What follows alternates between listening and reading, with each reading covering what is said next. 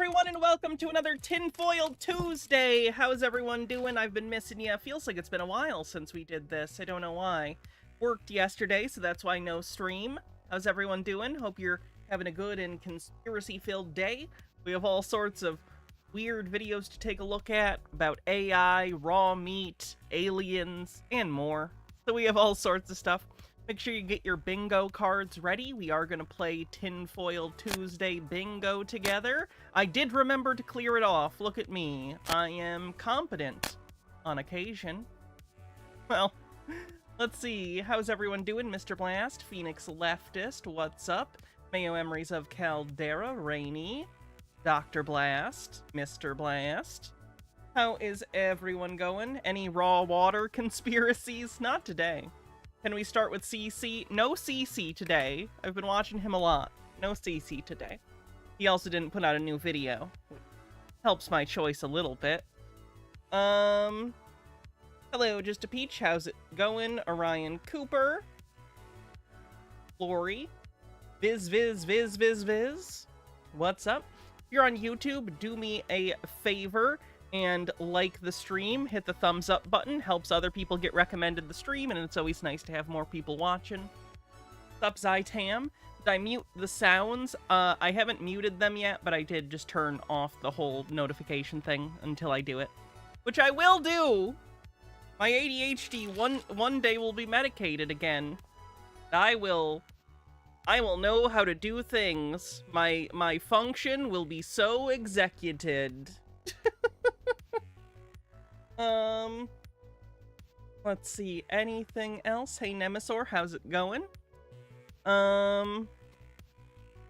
Spacing out already? I'm not spacing out! What are you you're so mean to me! Everyone is so mean! Every time someone says an accurate thing about me that's negative, it's me.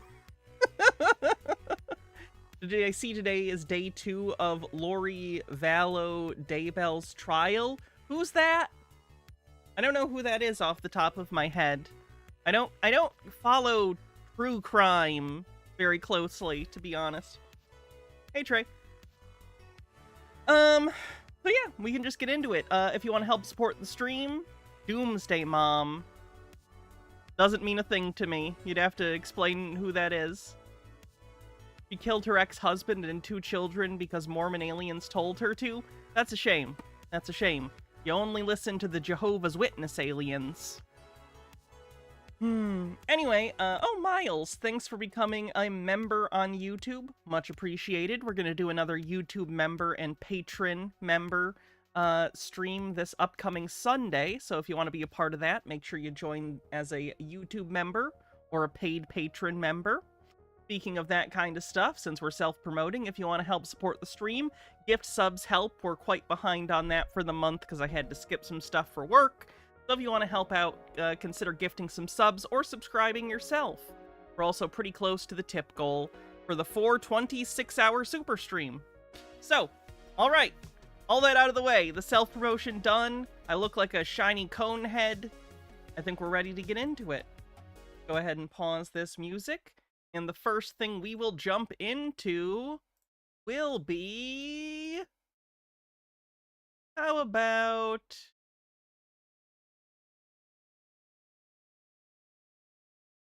Nemesaur! Thank you so much for gifting 20 Tier 1 subs! Much appreciated. Thank you for your generosity. Appreciate ya. Let's start with this conspiracy theorist. This is the Flat Earther. His YouTube channel is Jake the Asshole. And, he's got opinions. Now, we know that he doesn't think sports are real. We know he's a Flat Earther. But apparently, he also has opinions about the Red Pill community. He thinks that it's all a psyop. Let's get into it. Am I from France? No.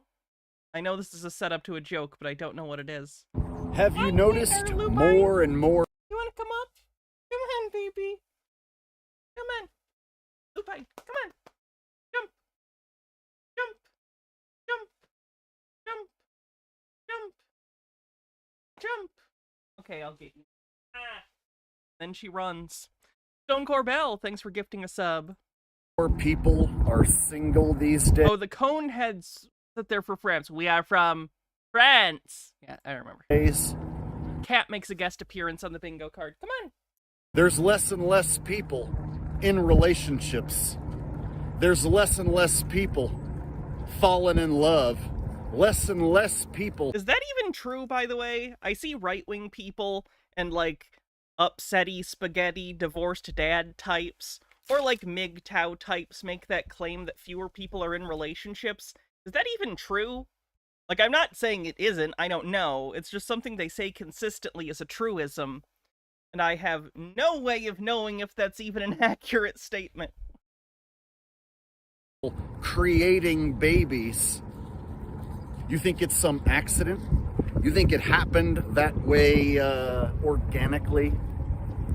No, it was no accident. This is by design. The reason why you hear all the women saying, all men suck, all men are pigs, I can't find a good man. And at the I don't ever really hear people saying that en masse. At most, I hear women complain about, like, shitty asshole dudes. Like, but generally, it's not like every single man is literally that. It's just that there's so many that it makes it difficult to find not shitty dudes because so many men have been sucked into the Joe Rogan sphere of dipshittery. Amber with 130 stream streak says, well, look at that, our favorite niche internet micro-celebrity, how be? I'm pretty good. How you doing? Mr. Blast, thanks for gifting a sub and kicking off a hype train. same time, you hear You're in many relationships, so that's true. The curve is all getting these thrown off. MGTOW channels, all these red pill channels 5%, or yeah, 5% to level 6 on the hype train, wow. telling men, stay away from all these women. There's thousands upon thousands of these red pill channels with these guys that'll tell you, don't date any woman who's over 30. She's hit the wall. Don't date a woman who has a kid. Stay away from the single moms. And you know what? I'm not here to tell you that that's bad advice. What I am here to say. I find it so funny that he apparently seems to agree with these MGTOW channels, but he still thinks that they're a psyop of some kind. What does MGTOW mean? It's an acronym that stands for Men Going Their Own Way. Now, if it was literal, it would be whatever. Like, if there were just a bunch of guys that were like, hey, you know, we don't want to be interested in relationships. We want to pursue our own thing. Great, fine. You know, who cares? That's fine. The issue is, it's actually a group of dudes who get together to basically complain about women. They just complain about women and how they think women are whores, but also those whores won't sleep with them. They're mad about that. So, it's basically just I words under a different name. Humiliated Grapes, thanks so much for gifting 5 tier 1 subs. 72% to level 6 on the hype train. Is that this is no accident. Oh, nice, Amber. That's cool. That you have men saying, stay away from women. Women are bad. Don't get into a relationship. And whatever you do, do not get married. Don't start a family with some woman who already has a child with some other man. You've heard this, right? Meanwhile, the women are saying, I can't find a good man. Where are all the good men? And you know what the women want? I only want a guy who's over 6 foot, who works out at least like 4 or 5 times a week and keeps himself. That's insane. Where does he get this thought process from? Again, he's clearly partaking in the brain rot podcasts that he's claiming are psyops. Otherwise, how would he get all these stupid talking points in his head? Like, he's clearly himself being inundated with this, like, dude bro podcast I-word bullshit, but he's still like, yeah, it's a psyop, but, like, it's totally real, man, also. Now that's cognitive dissonance. TriplePunk91, thank you for gifting 3 tier 1 subs, thank you so much. Lennon Cat with 40 bits says, MGTOW guys are like those non-conformists who are entirely motivated by being contrary to what's popular. If you're entirely motivated by the behavior of others, you're absolutely not going your own way. In really good shape. I'd prefer if he owns his own home. And I also want him to make at least $250,000 a year or more. I mean, these are just my standards. Why should I lower my standards and take a guy who's 5'10" and makes only... He's literally creating an imaginary woman in his head to be mad at. Does anyone else see how, like, abjectly unhealthy this is? To sit there and imagine a person to make you mad? This is, like, cuckoo crackpot shit. And I feel like half the country's engaged in it and constantly, not even consistently the same half. I'm just saying, like, this is a bad behavior I think everyone has gotten into. Stop it. We all need help. We all need so much severe help. 3 minutes on the $200,000 and only works out sometimes? No, I deserve the best. Oh, and he also has to love my 2 kids from 2 other baby daddies, right? So, is this happening by accident? Did it just turn out this way because of a cosmic coinkydink? No. Literally, it's not even that way. You've created a map of the world, a model of the world in your head that is literally created to annoy you and make you mad. You are creating a world entirely encapsulated by your own personal version of doom scrolling. Will invading Greenland help? You know, I'm thinking it won't. Amber with 40 bits says, all our masked partners are bears with dad bods. Where does he get that you need a 6-pack? Other than my girlfriend, I'm the only member of my polycule with a, tertiary education. Where does this bullshit come from? I don't know. Well, I do know. It's like Dude Bro Podcasts. It's Dude Bro Podcasts. It's shit like Fresh and Fit. It's shit like Andrew Tate.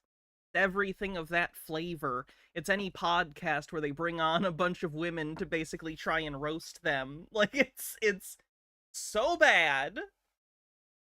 This is by design, and it's by evil design. The reason why all those apps aren't helping anyone find a relationship, the reason why everyone's bitching about how terrible it is these days, the reason... It's just lies, then? If it makes you feel better, a lot of socially understood ideas are pretty much lies. So, does that make you feel better? Why nobody likes the dating market currently. Everybody's... Also, calling it the dating market is a red flag. Please stop. Please cease. Don't bring Ayn Randian economic thought to the fucking interpersonal romantic relationship scene, please. Minute left on the hype train. Lenin Cat with 40 bits says, I read a study the other day regarding women's height preferences and partner selection. Women who score lower on the dominance and assertive traits are more likely to prefer men who are significantly taller than them. Women who score high in dominance traits prefer partners who are closer to their own height or even shorter than they are. If you're a short man, get an Amazonian to step on you. And it's like, when we're talking about this stuff anyway, we're talking about half the population of the Earth.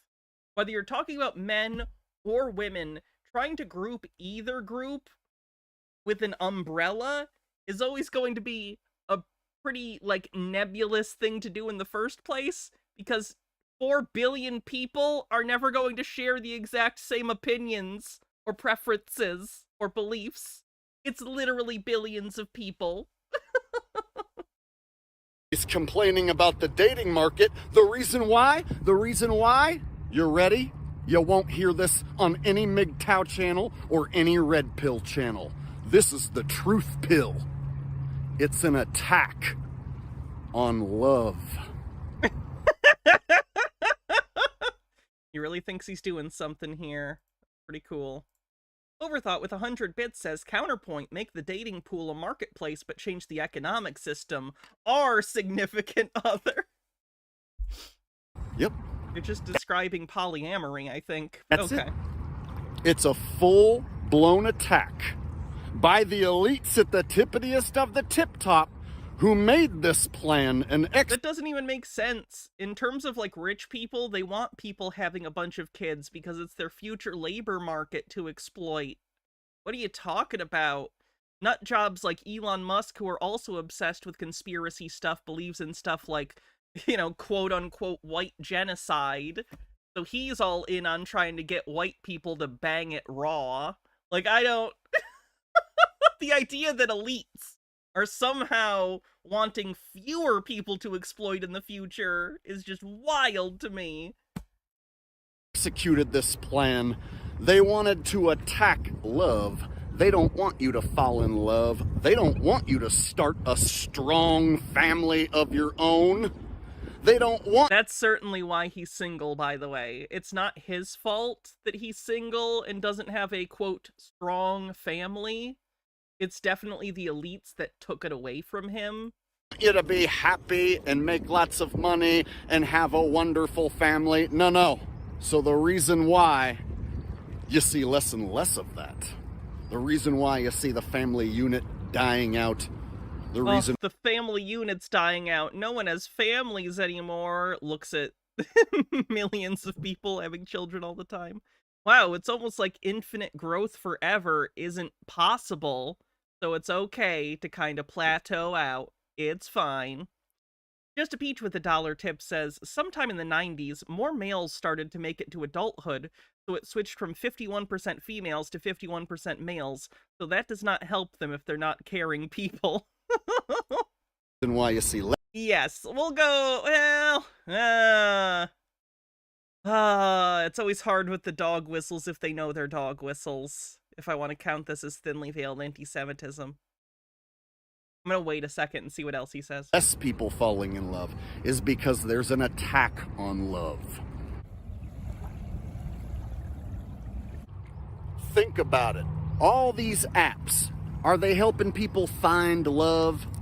Are they helping people find their soulmate, their life partner? Sometimes, probably. A lot of times not. Like, most relationships, statistically, this is, it's going to depend on the person, but most people go through at least some relationships before they find someone, if they do find someone that they stay with for either the rest of their life or at least for a significant amount of time.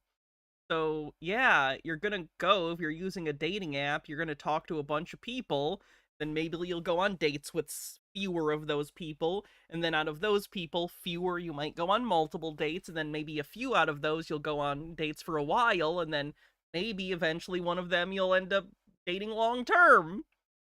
In that, you're gonna go through a lot of people, because it's a selection process. It's not a conspiracy that people, like, talk to and meet multiple people before finding people they click with. Trey says, people like this gaslight the hell out of me. I'm just a chill dude with a personality and hobbies, and I keep pulling goths with big tits and or great asses. See, this is what confuses me about guys like this. I've known guys in my life who are not what would be considered by society to be like the most traditionally attractive or like successful, but they fucking slay because they, again, aren't dirtbags and treat women like people. Like, it's not that difficult. I know that sounds weird, but really just be like a person. Just be nice, and not nice because, like, oh, I need to be nice to someone for them to fuck me. Just be like a nice, normal person, and eventually, maybe, you'll meet people with similar interests, and you'll be into each other. Ugh.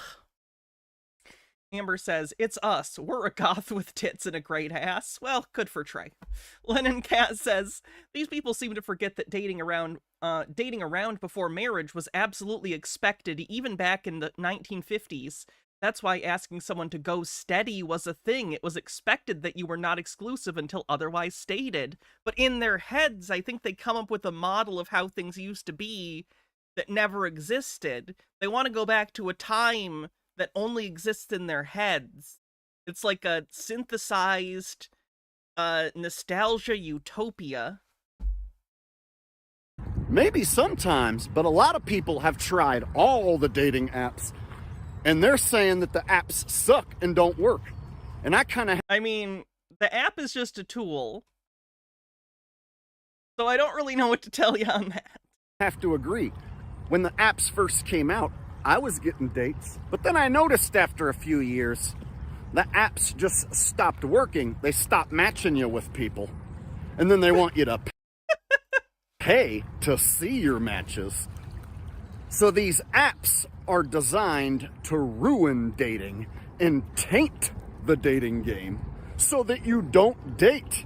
You don't find a relationship. Doesn't understand their problem is capitalism on the bingo card? Like, if he doesn't like to be charged, the dating apps are for-profit companies. That's what they're there for, is to make money. Doesn't understand capitalism is their problem. And yeah, it's definitely the fact that the app stopped working and not the fact that this guy is a big conspiracy theorist flat earther. Do you think within, within the first 10 responses on, like, Tinder or whatever, did he bring up flat earth? Because it kind of feels like that's probably part of his problem. Fenikagami says, it's not just Dude Bro Podcast that's causing this relationship crisis. I realized this looking at Tim Pool's comments on his vid on the stock market crash, but in general, at least a third of the voting public is so hateful that hurting people they don't like is their primary motivation and everything else is secondary, including their own well-being. An attitude like that is not conducive to human relationships, even if they don't hate you. Specifically, hating people is toxic, but, like, plenty of them get with each other and just, like, they hate people together. You know? And that's not good, on a general level for people, but hateful people can find other hateful people. So did these apps help? No, they made it worse. And guess what? There's hundreds of them, thousands of them. Straight apps, gay apps, poly apps. I only like to hook up on Tuesdays apps. Thousands of apps. Who are they really helping? Things were better. Plenty of people who are getting dates and laid on them. Man, I don't know what to tell you. If it's not working for you, that's fine. I'm not telling you that, like, you need to use dating apps. But I also probably wouldn't make a fucking video about it. Like, I'd probably just, like, try and join some clubs or, like, do hobbies I like and maybe meet people. I probably wouldn't get on the internet and be like, every dating app is a psyop because I can't get matched with anyone. Before these apps, how does that work? You're telling me before you could meet with thousands of women online through a dating app that things were better? Yeah, they were. More people fell in love before the dating apps. I don't know if that's true. Again, I don't know if per capita that's true. Yes, psyop on the bingo card. People fell in love before everyone was on the internet, on social media. More people went out and met their life partner in person before everyone started staring at their fucking... Yeah, conspiracy theorist tells on himself on the bingo card. Phone. Am I making sense to you? He says while yelling at his phone on the beach. Stop looking at your phone, people on my phone. I'm talking through my phone. And my whole personality is I'm a flat earther on the internet. Get off your phone! Hypocrisy on the bingo card? Hypocrisy on the bingo card. It's all by design. They want you to be lonely. They want you talking to AI on your... That's true, too. He's making an assumption that everyone in lifelong relationship was happy. Back then, people were socially required to get married, basically. You had to. In particular, if you were a woman, you couldn't have, like, bank accounts or a mortgage unless you had already been married and were a widow and it was, like, bequeathed to you. Sophie, thanks for 10 Canadian dollar super chat, says thanks for streaming. Thank you for watching. Appreciate you.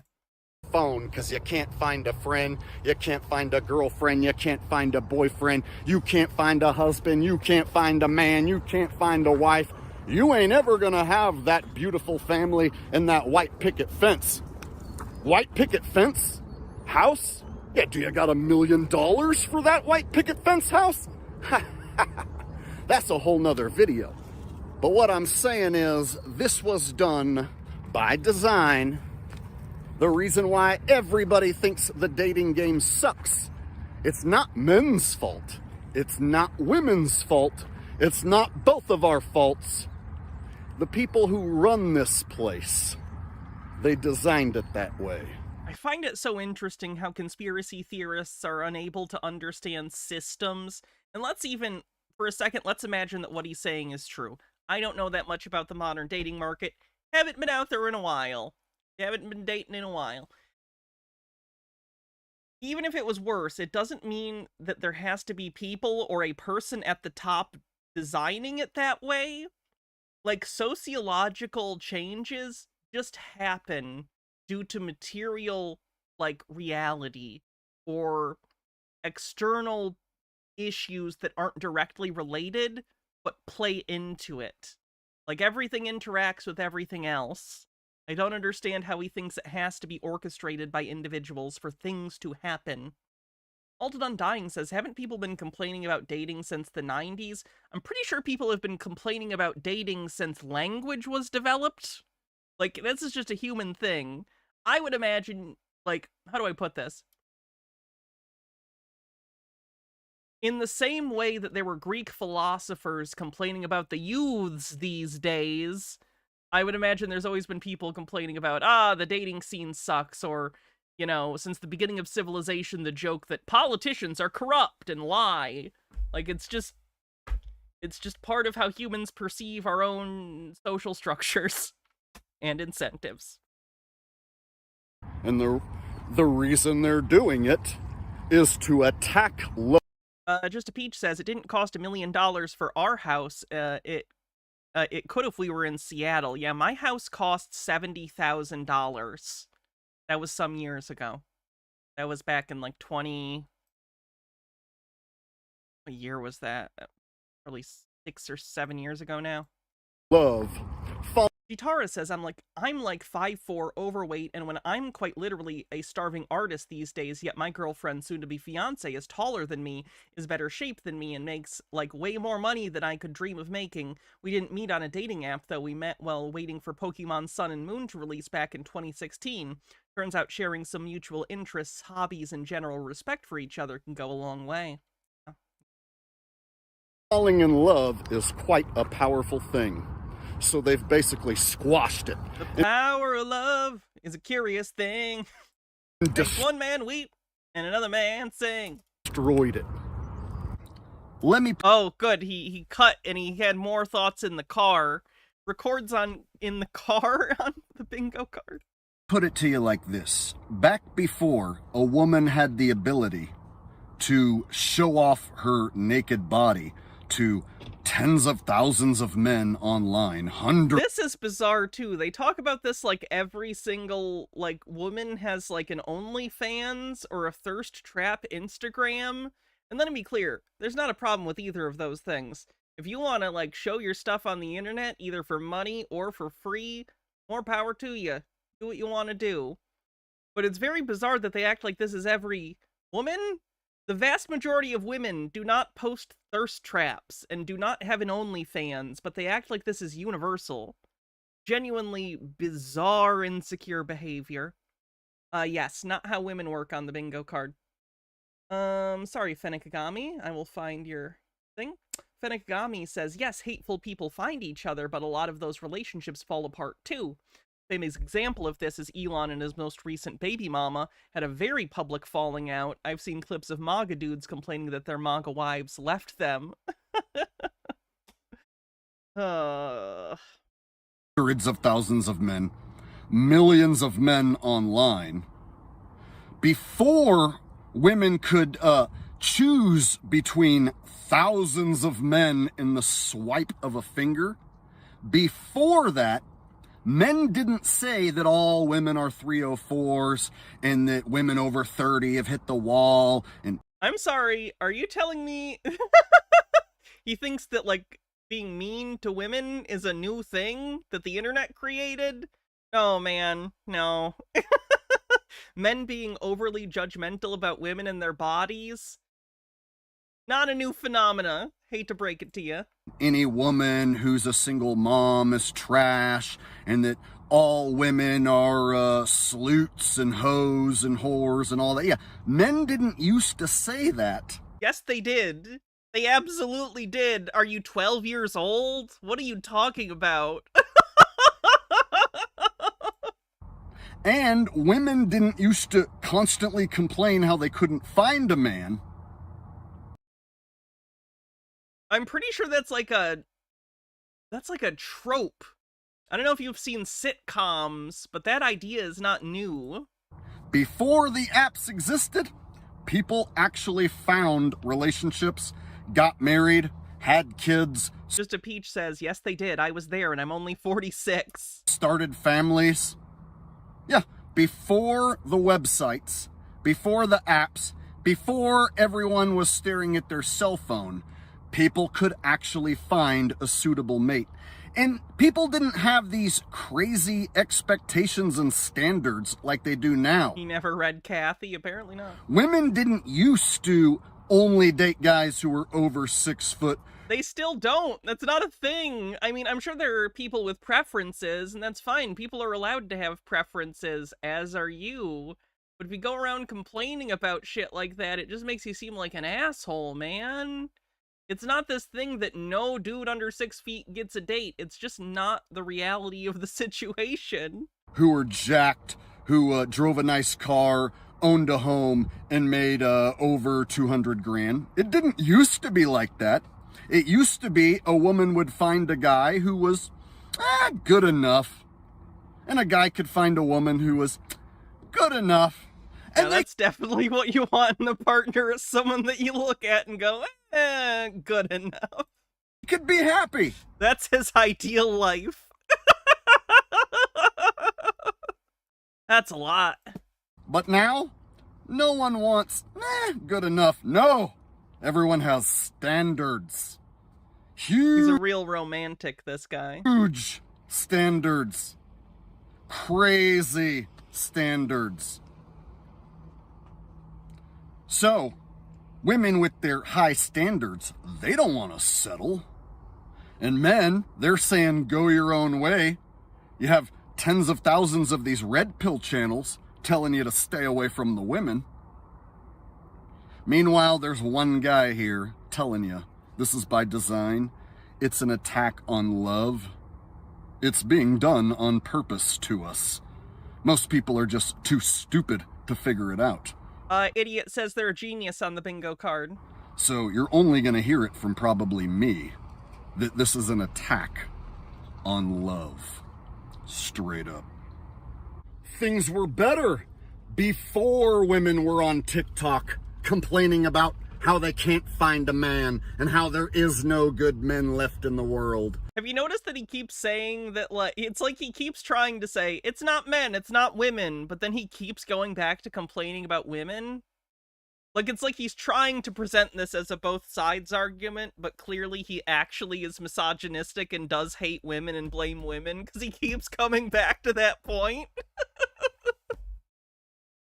Dietary says another thing, personally I've never had issues with dating due to my shortness, but I also wouldn't want to date someone who judged my whole worth on my height anyway. I never understood why these guys are complaining about not being able to date women who they believe are shallow. I don't get it either.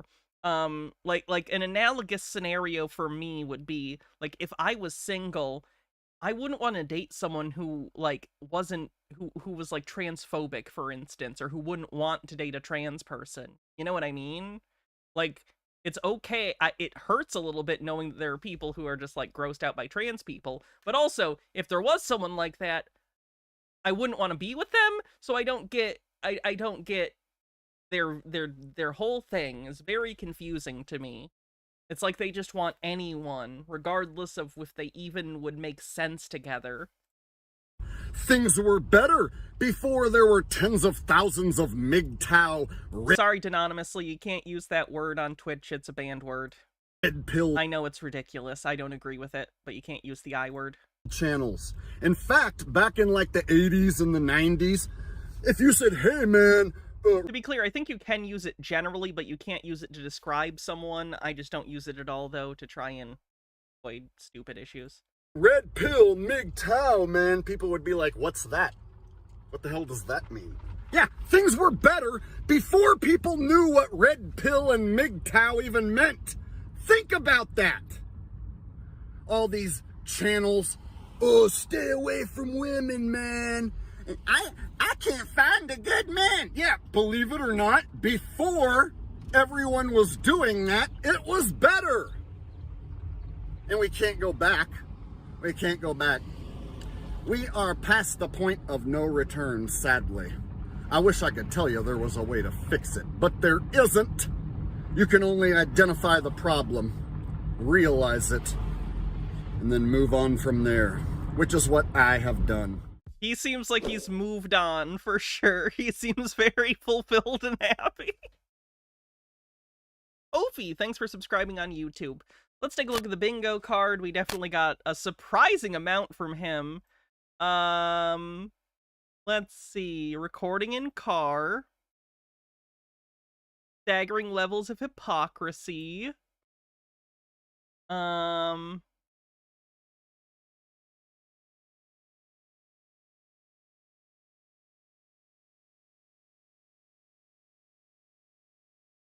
Doesn't understand their problem is capitalism.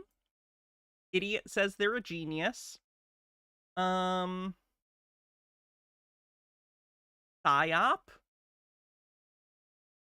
Conspiracy theorist tells on themselves.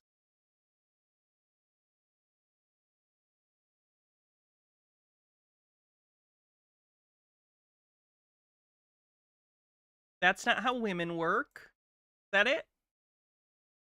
Do we have deep state with him saying people who control everything? I would put that under Illuminati, Freemasons, Cabal. That would be more under the Cabal label, I would say.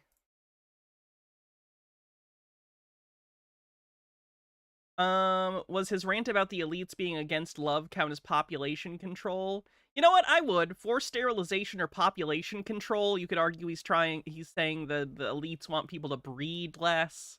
So sure, forced sterilization and population control on the bingo card. Oh yeah, and Kat makes a guest appearance. Forgot about that. Thinly veiled anti-Semitism. I'm gonna say no on that one, because I actually don't know if he is one of the full-on JQ people. I don't recall, and I don't know if that's what he's referring to, which is why I went Illuminati, Freemasons, Cabal instead. Alright, I don't think correlation versus causation, and I don't think he yells at cloud. But I think we're good. Alright, let's see what we're going to jump into next.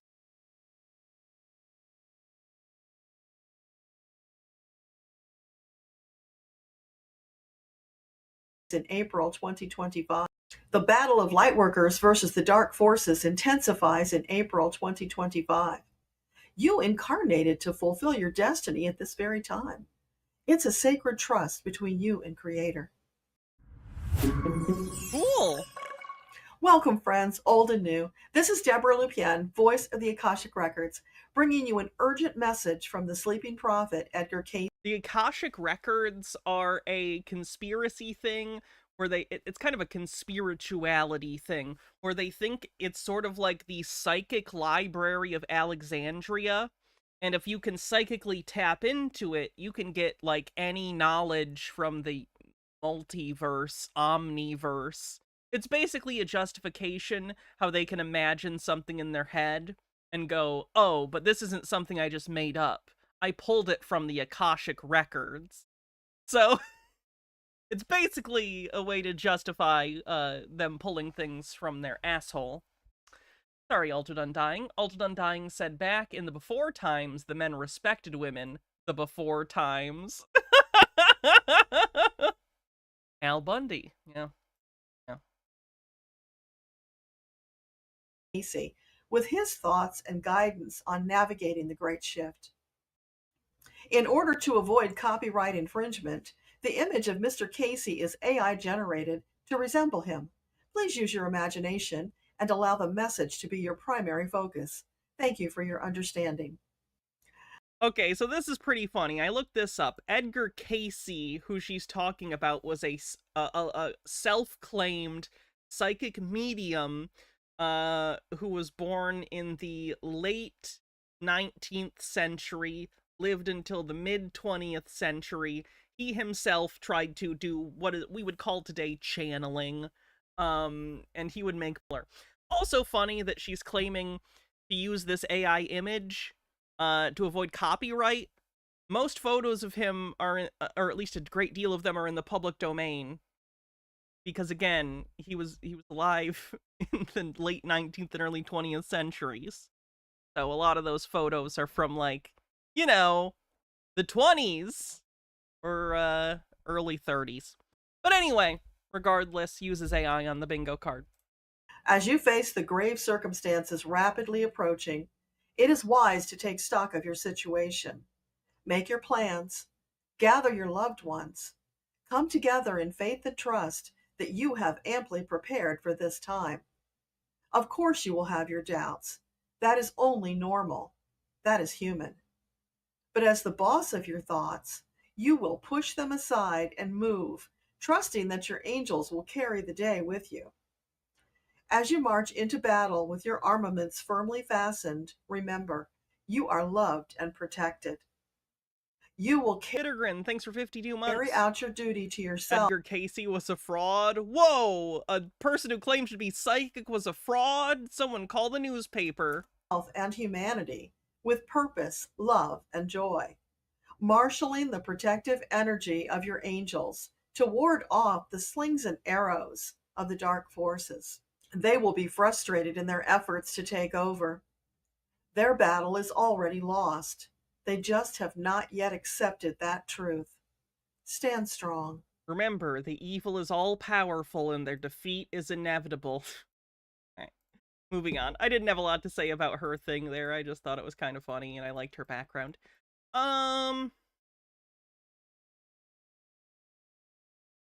James from the name of it, the Super Soldier program, he's apparently working with those Medbed people. I didn't realize, I know that they had been on his show, but I didn't realize that he was like working with them directly and had involvement in this scam health center that they're building.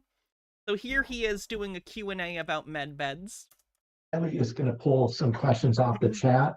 Anybody that's on there that's watching. This is that same room that we've seen them do their bullshit health demonstrations in. Like here, you know, we had people on the bed, and here they are using some red light thing that they're claiming has health benefits.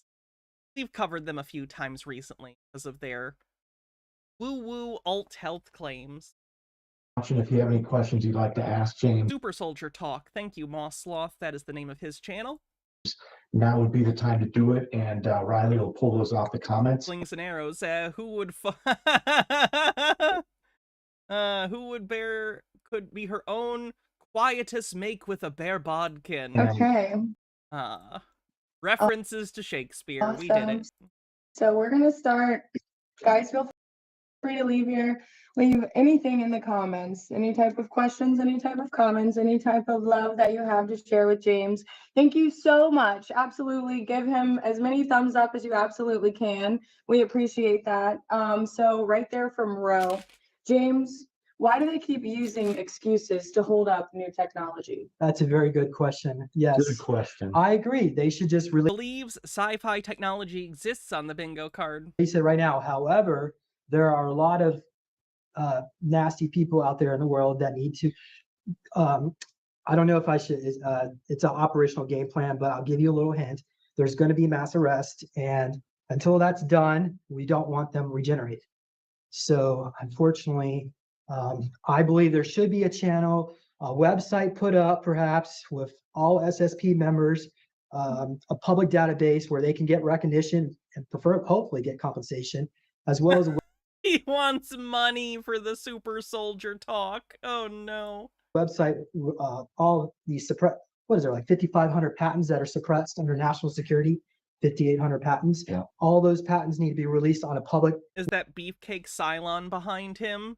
I actually thought it was the T-1000 frozen mid-transformation. Website database for. Was that a reference to QAnon? It does seem like it. He didn't say Q, but that was a pretty clear reference to QAnon. So QAnon is referenced on the bingo card. Public disclosure, but until we have that switch pulled, we are in the situation that we are in. Okay. So, awesome. Thank you for answering that. That was answered the best way a politician could answer. Absolutely. That was great. Okay. So then one of the other questions that we have is, where are Medbeds already in use? There are facilities underground. I know one guy interviewed, he said they were under Fort Hood. They were given to You can trust that guy because he said it. Army through the VIA, the Draco. There are facilities on the Reptilians on the bingo card. The Draco are reptilian aliens. moon, also off-world. Solar Warden, many of these ships have medbed facilities. But here on planet Earth, underground facilities. Thank you, Blackbird Blue. I'm kind of surprised you can even see the little Blockbuster sign from there. Yeah. Came with a Blockbuster board game. Very cute.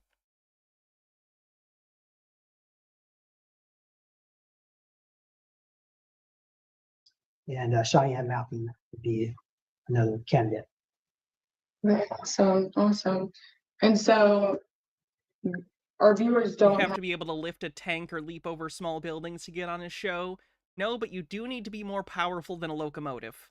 have access to those medbeds. Who has access to those medbeds? If you served in the secret space program, you've most likely been. Yes, he means literally underground. People who believe in QAnon often also believe in something called DUMBs, or deep underground military bases.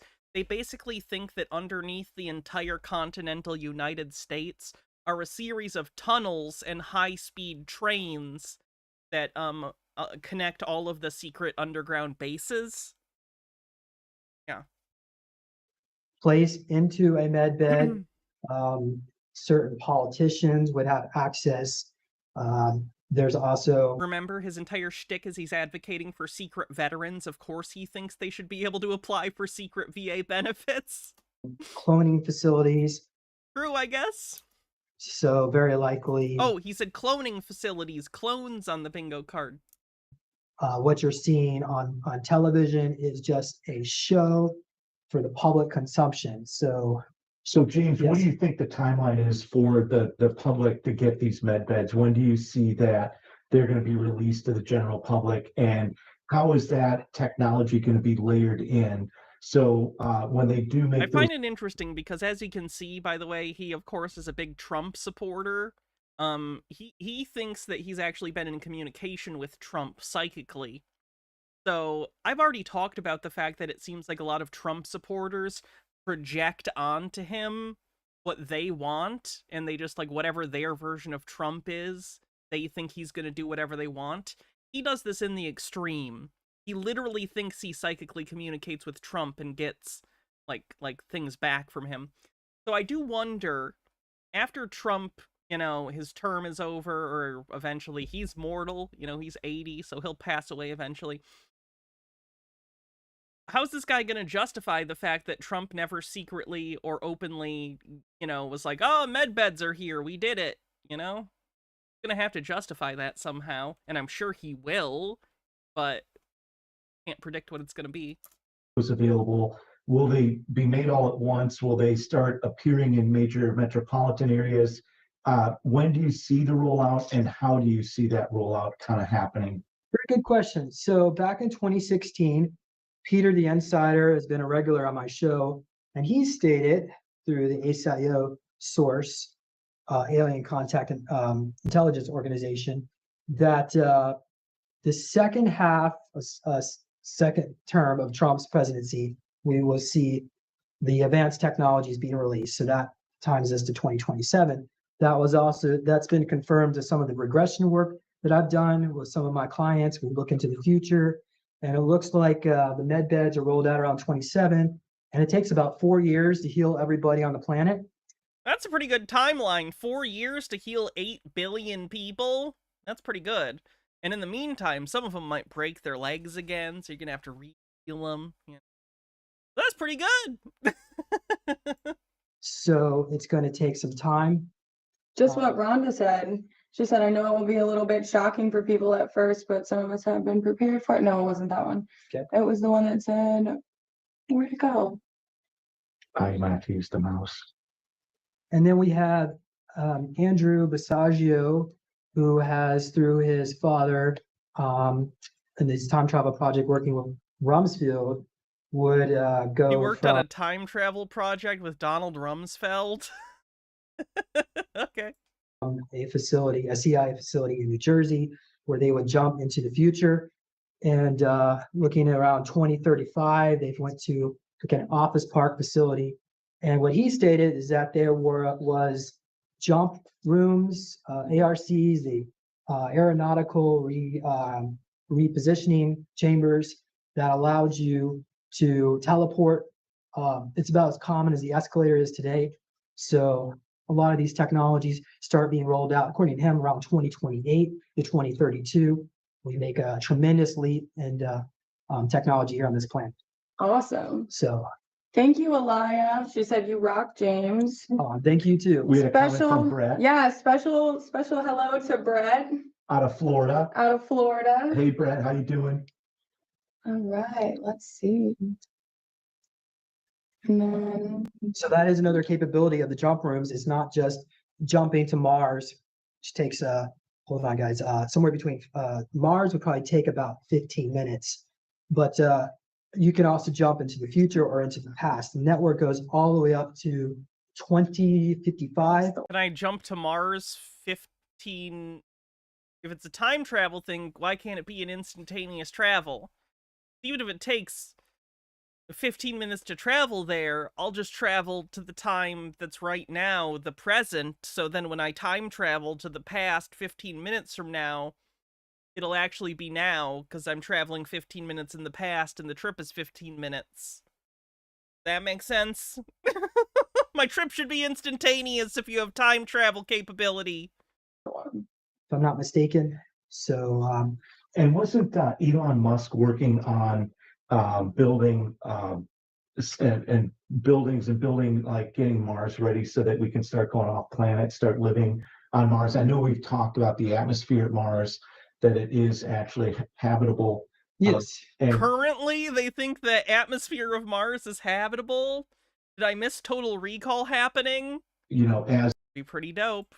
the planet continues to grow and the population builds, we'll be starting to, you know, use more of our intergalactic space outside. Yeah, well, you're gonna enjoy the climate of Earth better than Mars until it gets terraformed.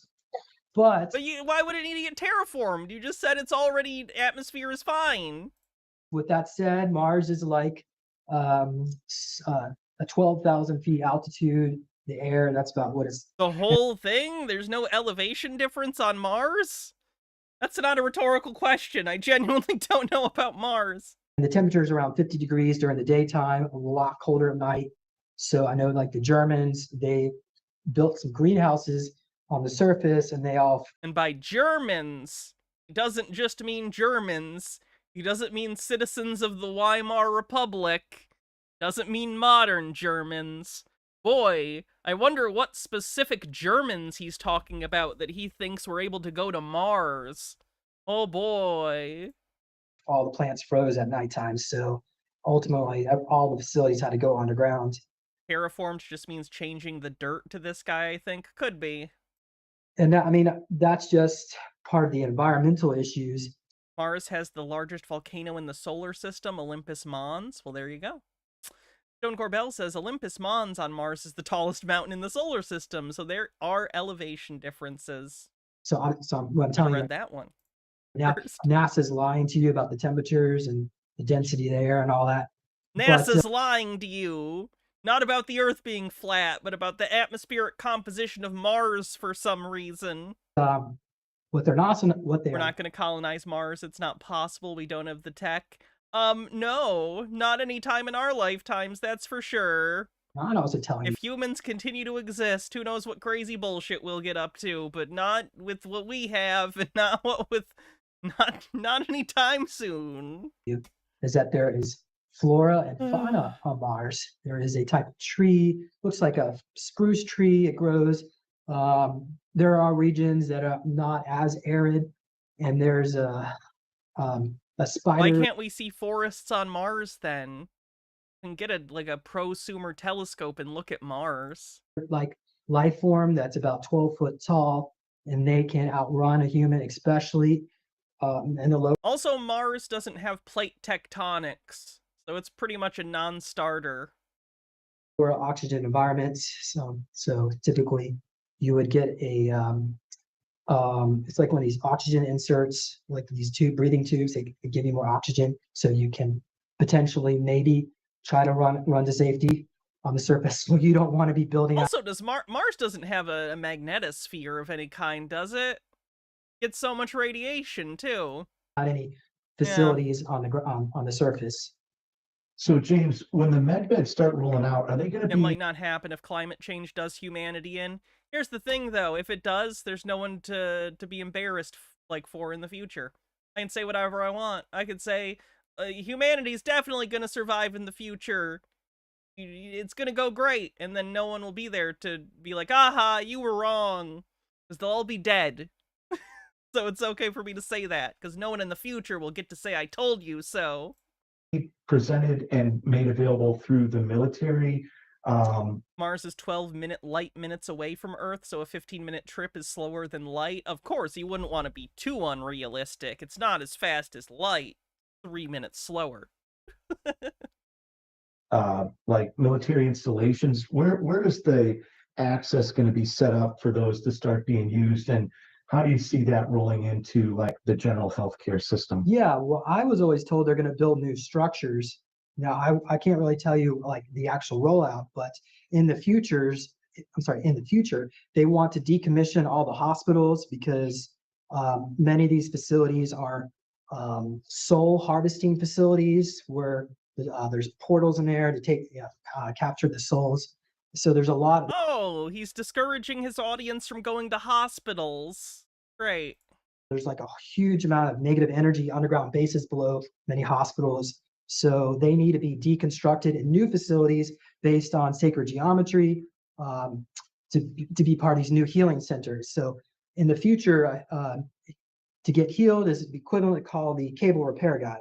So yeah, so will those facilities encompass like multiple different types of med beds? I know on some of the podcasts we've done and from other reports, there's several different types. There's the holographic ones that regrow limbs. There's plasma Wait, will your limb be like a solid hologram? based ones, I believe, that do general healing, and then you have like the ones that where you're celestial chambers. Jared Rand's, yeah. Yeah. Okay, so there are a variety of generations of med beds that will be introduced to the public. So the first generation model will be enough to regenerate limbs and basic health issues. And then as we go on, there will be another generation that will be able to heal your emotional issues. And then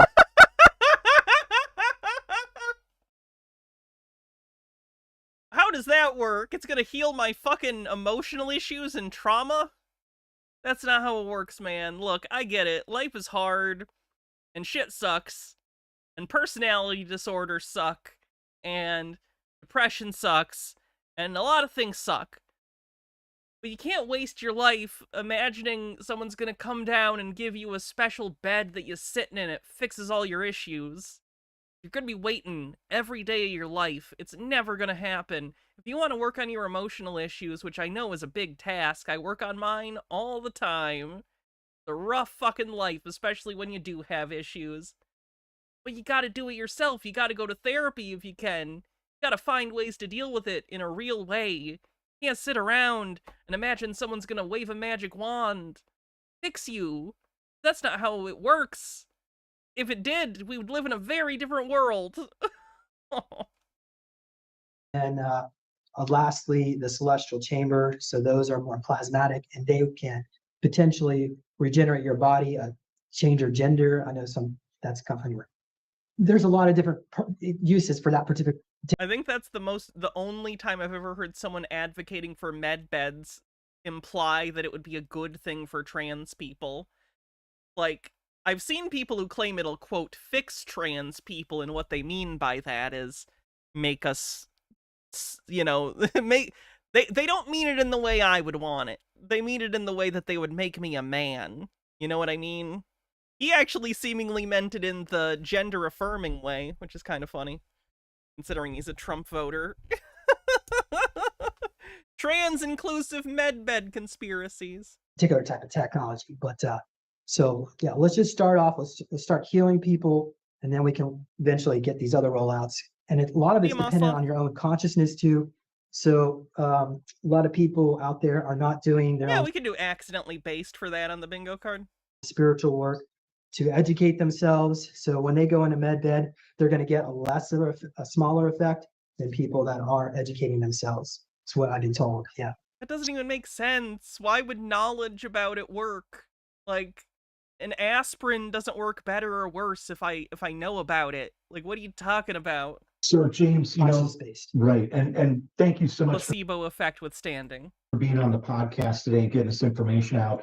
One thing I'd also like to ask you, you know, the medbed subject and the release of these free government medbeds, this has been talked about probably for at least 10 years. And there's been multiple people on YouTube and various social media that have set a date that said today's the day or next Tuesday's the day. We've had many people that have contacted us and say it's this date. There's actually people on YouTube that run channels about these free government med beds. They have said, like a reverse placebo effect. That's called the nocebo effect. Believing that something will harm you, causing harm, is the nocebo effect, similar to the placebo effect being if you are given like a sugar pill and told it's a pain reliever, your brain might make you feel pain relief. Placebo effect, good effect of a thing that's not real. Nocebo effect is the opposite. multiple dates over the last few years, none of which has been true. I want to circle back to the fact that, you know, this is an ongoing. What do I think of I Show Speed undoing American propaganda? I don't know what this is. As soon as ISO Speed steps foot back on American soil, this man's gonna get greeted by an entire joint task force of CIA agents, FBI agents, and Homeland Security. Because the way ISO Speed was able to destroy over 100 years worth of American-based anti-Chinese propaganda in one stream is kind of insane. Like, the American government has tried to claim for years that China was a third world country. But if you've actually watched ISO Speed's China stream or seen some of his clips on TikTok or other social media, you'll see that literally every city he's gone to looks like something out of Cyberpunk. It looks like something out of Blade Runner. It looks crazy. Like, they literally let ISO Speed try out instant language translating glasses. I did not even know that technology was like I don't think this is a very nuanced thing either, to be honest. Don't get me wrong, I understand that anti-Chinese propaganda is a thing, but also there are incredibly rural places in China that are still doing quite badly. There's like concentration camps for ethnic minorities. Like, I get it. I understand Red Scare propaganda still existing against China, but don't idealize the country either, just because they're not America and because America has problems. That's where I would be with it, is just because America does do propaganda to make China look a certain way, doesn't mean that someone who says good things about China is inherently, like, objective. And again, China's, I'm sure, a great place in many ways. I had a friend who lived in China for like a year or two teaching English. Seems like a wonderful place in a lot of ways, but don't idealize it. It has a lot of problems. Keep grounded, people. Battle kind of between light and dark, and the dark forces have really been in control. One thing that we talked about yesterday, the day before, is that if you cannot control your airspace and you've got thousands of drones flying overhead, there's a pretty good chance that you're not in control of the situation. And that's I understand that you are correct, Nemesaur, but almost no one knows the actual meanings of first, second, and third world nation. They basically use it to mean either developed or developing nation. Yeah, not great. probably not an indication that the planet is ready for medbeds, being that sort of sinister forces of some kind are still in the fight, so to speak. And so we've talked about that. We've talked about a lot of these release dates being set when at the time in the last 3 or 4 years where there's programs going on to put injections or do whatever, and you're going to get that in an arm, and then you're going to go down the street and jump in a med bed. That doesn't make any sense. So clearly, the negative entities that be and these negative agendas have to be cleaned out. You're definitely not going to go down the street and get that put in your arm, and then the same people are going to say, okay, down on this corner, jump in a med bed. That's just a lack of, in my opinion, a lack of common sense. However, there is a lot of hope, and with the future now being very bright, with Mr. Trump now being in the office, this is going to be accelerated at a very fast pace. I think we're going to see a lot of these negative. Yes, WolfGlen99. They believe that there are sci-fi beds that aliens are providing that can regrow limbs and cure any ailments. Uh, situations being resolved, a lot of the positions of power, they're getting taken out, and we are going to see this really actually come to fruition. And I do believe, like you're saying, it will be in this term. It will be within the next maybe 12 to 24, maybe 36 months. Thane says, I'm so sick of the trope that society isn't ready for something that'll end a bunch of suffering. Is that, like, uniquely American, by the way? Is that, like, a Puritan, like, idea? Where the fuck did we get that from? Feels very self-flagellatory. Like, it feels very self-hating. And I get it. I know people. We suck. But, I don't know. So what do you see being some of the key elements that have to happen that'll be a signal that this, in fact, is Never relinquish your pet and tree, Nemesaur. We wouldn't want that. Moving forward, and a lot of this sort of deep state, dark-rooted... deep state on the bingo card. Nefarious type entities are starting to get cleaned out, and we're making the way now to get this release in place. Well, you're going to see a mass arrest, the EBS. And then I was always told there was going to be something big happening in April 2025, perhaps related to start the release. Well, that would be this month. So he has, how many days are in this month? 30? Got like 22 days left. Good luck. Of some of the humanitarian funds. And that will not, I'm not talking about Nasara, I'm talking about a slow trickle of funds to determine to see how people will be able to handle some of this money. And eventually more and more funds will be released going to 26 and 27.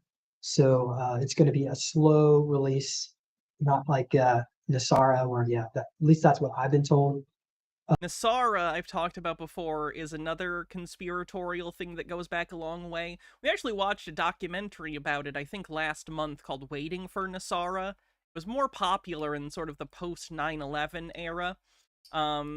Basically, it's a conspiracy theory that says the government secretly in the 90s, along with Bill Clinton, did a bill that was signed by Bill Clinton that basically gets rid of the IRS, gets rid of fiat currency, goes back to a gold standard, gives everyone like millions of dollars. It's basically a crackpot financial rapture for gold bugs.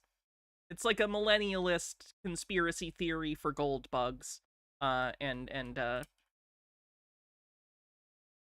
kind of wrapped itself into QAnon.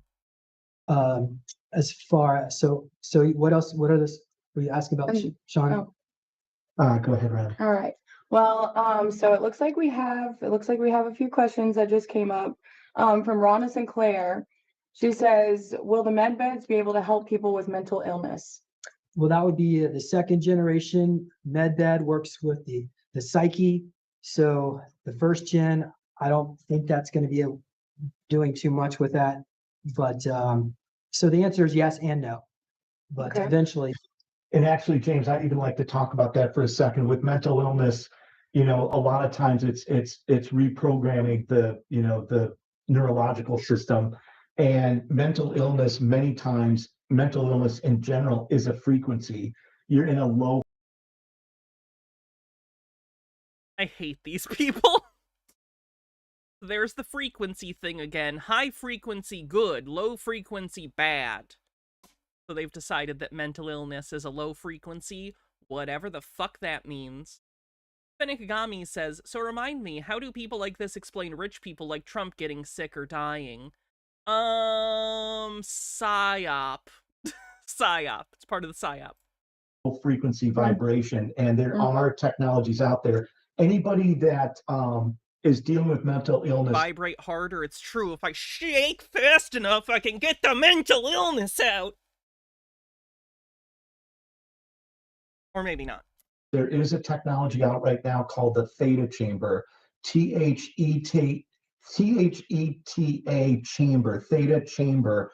That is a technology. It is a medbed pod. It spins. It has many different modalities that are put in it.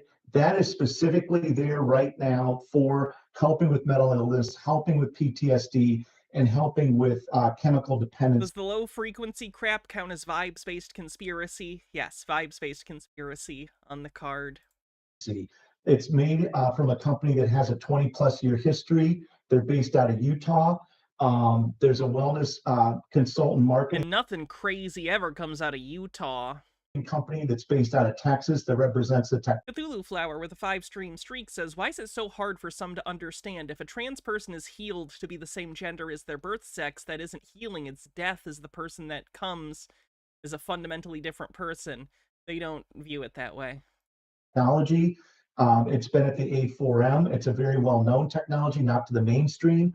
But if anybody's out there and they have mental health or mental health issues, look up Theta Chamber, THETA Chamber, and see if you can get access to that. That would be something right now that would be available as we are getting ready for the release of the free Medbeds. So, all right. And then she asked her initial question, which was what we kind of touched on earlier and that we touched on the last video. And that was about regeneration of limbs. So, and you spoke on that. Yeah, well, Dr. Bob Becker wrote a book on the body electric in which he discussed about putting these silver electrical wires onto fingernails, and they were able to regenerate some children. So what they did is they analyzed a salamander. Okay, I think we've had enough of James trying to explain the fake med beds. We can move on. Oh, this one's pretty good. This is where the title of this video comes from. Dude, where's my spaceship? This guy has some questions to ask. The guy in the little box is asking questions of the guy not in a box in the Hawaiian shirt. Hawaiian shirt man is channeling a higher intelligence. Let's find out. We're not imagining, but it may be coming from a lot of different sources, not necessarily just us. It could be coming from your own higher mind or spirit guides and all sorts of places. Oh, wow. Oh my goodness. I'm really grateful to you for all the insight you've given me, though, because I use it in my life so well. It is our passion and our pleasure to do so, and we thank you for being willing to apply it, because you don't have to. I think this guy has the right thing going with his voice for the fake channeling. A lot of the time, they'll do a crazy voice. This guy keeps it subtle. It's a little, he's enunciating a lot, but it's not overdone. Oh, wow, that takes the pressure off. It really helps. I see the ivermectin doctor got angry at RFK Jr. for endorsing MMR vaccines as safe and effective. That is so funny. Yeah, I saw some anti-vaxxers today when I was looking through videos, mad about that. I didn't pick them, because what can I say about anti-vax? You know, it's untrue. It was proven wrong decades ago. Like, where do I find the entertainment in that, you know? All right. Anything else you would like to discuss? Yes, I had a question. This was the original question I was supposed to ask you to start. And it's, yes. Do I have my own UFO on Earth? And I think I know what you're going to say. Somewhere in a past lifetime, I've left a UFO. I can like find it again by being in a certain resonance, more so than just staying. This gentleman believes that in a past life, reincarnation on the bingo card, that he left his spaceship somewhere, and he just needs to remember where the fuck to find his spaceship, because if he could get that back, that'd be great.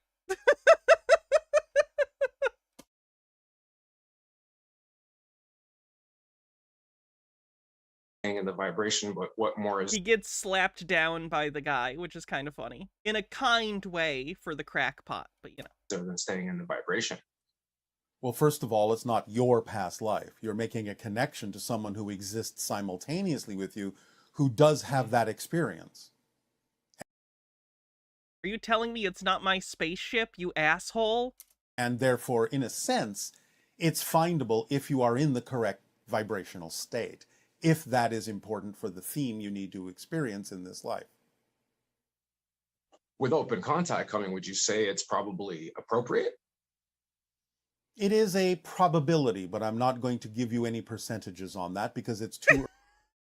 The guy doing the fake channeling here is an expert at saying nothing at all. He does what I would call the yes, but actually no, Basically, it's the opposite of the improv yes and. He'll go, yes, kind of, in a way to make sure he doesn't upset the mark, because he wants to at least tell them, well, you're part of the way there, to lend them some sort of, like, good job. But then he immediately goes, but actually, you're completely wrong, and here's how it actually is. Basically, he can take anything they say, affirm them, and simultaneously make up his own bullshit that has nothing to do with that. It's kind of brilliant in kind of as a modus operandi here. It's a system that's incredibly stupid and simple, but he has followers, so clearly it works. They don't seem to notice he's doing it. It's the same formula, every question. Early and too many things are in flux. Oh, wow. What are the major things in flux that would need to change? Does it have to do with deeper set negative beliefs? It has to do with a lot of things going on your planet in the collective consciousness and what they are ready for. Agreed, Amber. Although my individual world, I can create and bolster whatever reality I choose. Except for the things you have agreed to abide by, that doesn't leave anyone else behind. Leaving people behind, although you can never really do that, I guess, if we're eternal souls. And yes, but in the immediate physical sense, yes, but you have a governor on yourself to make sure that you stay in step with certain aspects of the collective agreement so that there will be benefit for all concerned. Could you go into that further? In other words, the timing is important as to when that might occur. That would be of the greatest benefit for the greatest number of individuals who also seek some similar vibrational experience.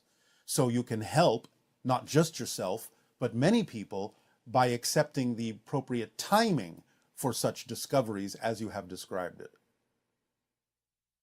Okay, so we don't have to know ahead of time because it could mess with it. And yeah, that's another thing. I have heard some of your predictions, like the Sphinx and the UFO under it being excavated, and then went into a... He thinks there's a UFO under the Sphinx. I do find it funny that this guy is apparently aware that this guy talked about a UFO under the Sphinx before, and he thinks he lost a UFO, but at no point did he seem to think that the UFO under the Sphinx is his UFO. So that's pretty interesting. There's just UFOs buried all over the place in his worldview, I guess. State of expectation. And then I think I've sabotaged it from happening as soon as you initially... It's not a sabotage. It's an opportunity for you to explore any limiting beliefs within you and to relax into appropriate timing. Wow.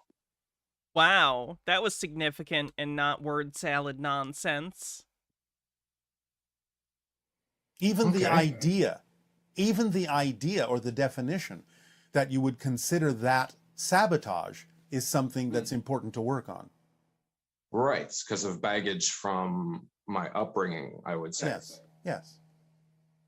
So it's an opportunity, and therefore the UFO acts as an opportunity, as an incentive for you to work on clearing out the vibrational beliefs that aren't compatible with the idea of the probability of encountering the UFO. So basically, the UFO is a reward, and if you have enough personal growth, you can have your UFO back?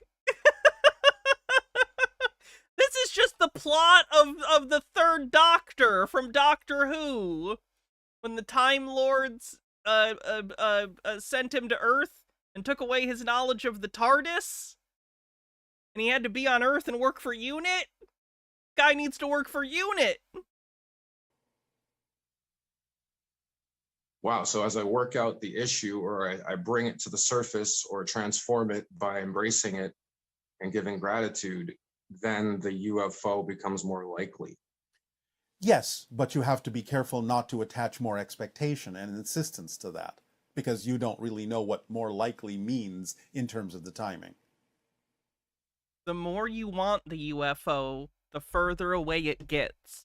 Only when you no longer care if you have a spaceship will the spaceship find you. I guess. Wow. So yeah, I can't claim to know what would actually happen either. That makes sense. And you wouldn't want to, because again, you'll spoil the surprises. Right, like everything else that seems to manifest in life. It seems like it's not happening, nothing's happening, and then all of a sudden it's like, Yes. when it's not happening, especially, it starts happening. Yes, exactly so. So what state to be in the state? What's the best state to always believe that it's not happening, or know that it's not happening, that like constantly live in the moment, deal with what is happening. He checked, has he checked any Welsh rock quarries for his UFO? He's been looking around Cardiff. Follow the formula. That's all you need to do. It's designed to do that. It's designed to keep you in the present and deal with what is happening in the most positive way. If I'm not in a state of it manifesting, is that you are always manifesting something, or you wouldn't be having a physical reality experience. Well, that's true. So it's not like you don't know how to manifest. You just need to relax your insistence or expectation on what it is you think you need to manifest and when. It's like erectile dysfunction, but for having a spaceship. He's so anxious about having a spaceship, it's preventing him from having a spaceship. Only when he calms down and no longer worries about the spaceship can he get his long, hard UFO. And you have to start trusting the way your life unfolds. Relax into the present. Whatever it is that is happening is the most important thing in the world that could be happening at that moment. And if you relate to it from a positive place, you will extract the benefit from it that will carry you forward in appropriate timing. If you resist it, this shouldn't be happening, I should be farther along, something else should be happening, then you stay stuck exactly where you are until you get the message that the present experience is meant to bring you.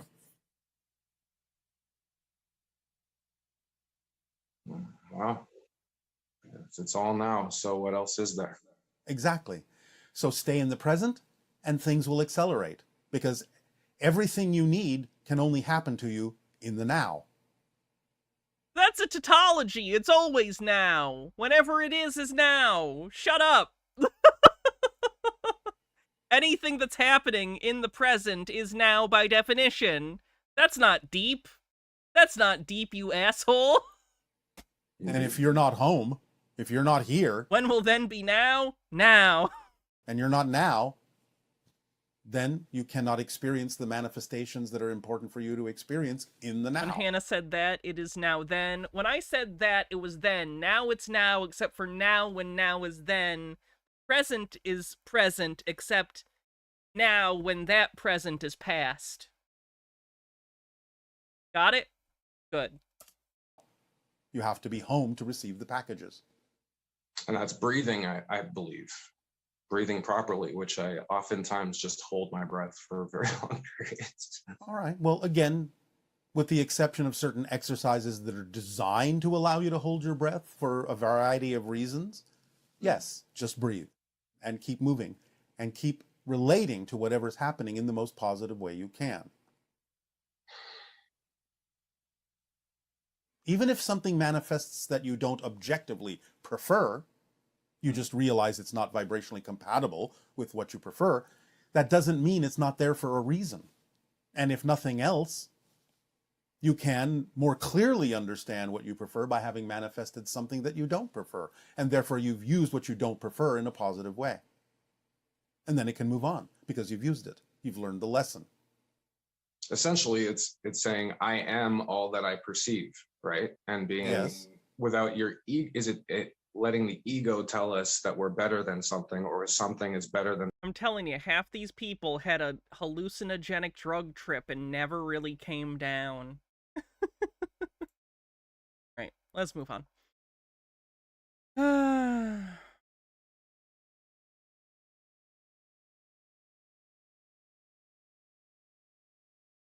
Just when you... We've seen the actual computer that he talks about here, but this is a new guy talking about it. thought things couldn't get any worse, something happens that makes you ask the question, what in the world is actually happening? Am I dreaming? Is this all a reality? Well, I'm here to break it to you guys, it is a reality, and I found something that most people won't even believe is real. But it is real, and I'm going to share it with you today. By the way, real quick, before we get started, my X account was deleted recently. And I find it rather suspicious because I had made some videos critical about the Neuralink chip. And we all know who runs the Neuralink chip, who's creating it. Shortly after that, my X account was deleted. It doesn't exist. You know what's funny? For the vast majority of claims made by conspiracy theorists, if their account was deleted after they had made a video critical of, like, the company that happened to run the thing, I would go, that's unrelated. You're a crackpot. What are you talking about? I think him claiming that Elon banned him for being critical of Neuralink might be the only time that I might believe that. Like, Elon Musk is on the record as having suspended and deleted people for criticizing him. So I don't know if that's happening here. But it's in the realm of possibility, weirdly. Exist anymore. So if you were following me on X, I'm sorry. However, I did start a new one. The link is in the description. It's at End Times Sign. So make sure you go over there, follow me on X so I can get this account started up again. All right, let's get back to it. Ladies and gentlemen, they've actually done it. The globalists, the technocrat, the mad scientists who are building these things have crossed the line.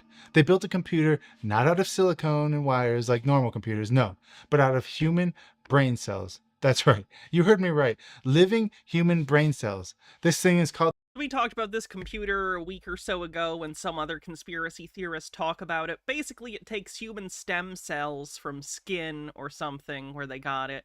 And, or rather, they take human cells, I think they turn them into stem cells, or they get stem cells from humans and they turn them into neurons. So these aren't directly, like, brain tissue that they took out of someone. Stem cells that they made specialize into neurons. Called the CL1, and it's straight out of a dystopian nightmare. And I've got the article... It's not. It's fine. I don't know about their specific claims. I tend to be pretty skeptical of tech people. The creators of this claim it has faster time in adapting to certain kinds of problems than normal chips. I don't know if that's true or not, but sure, great. If it is, cool.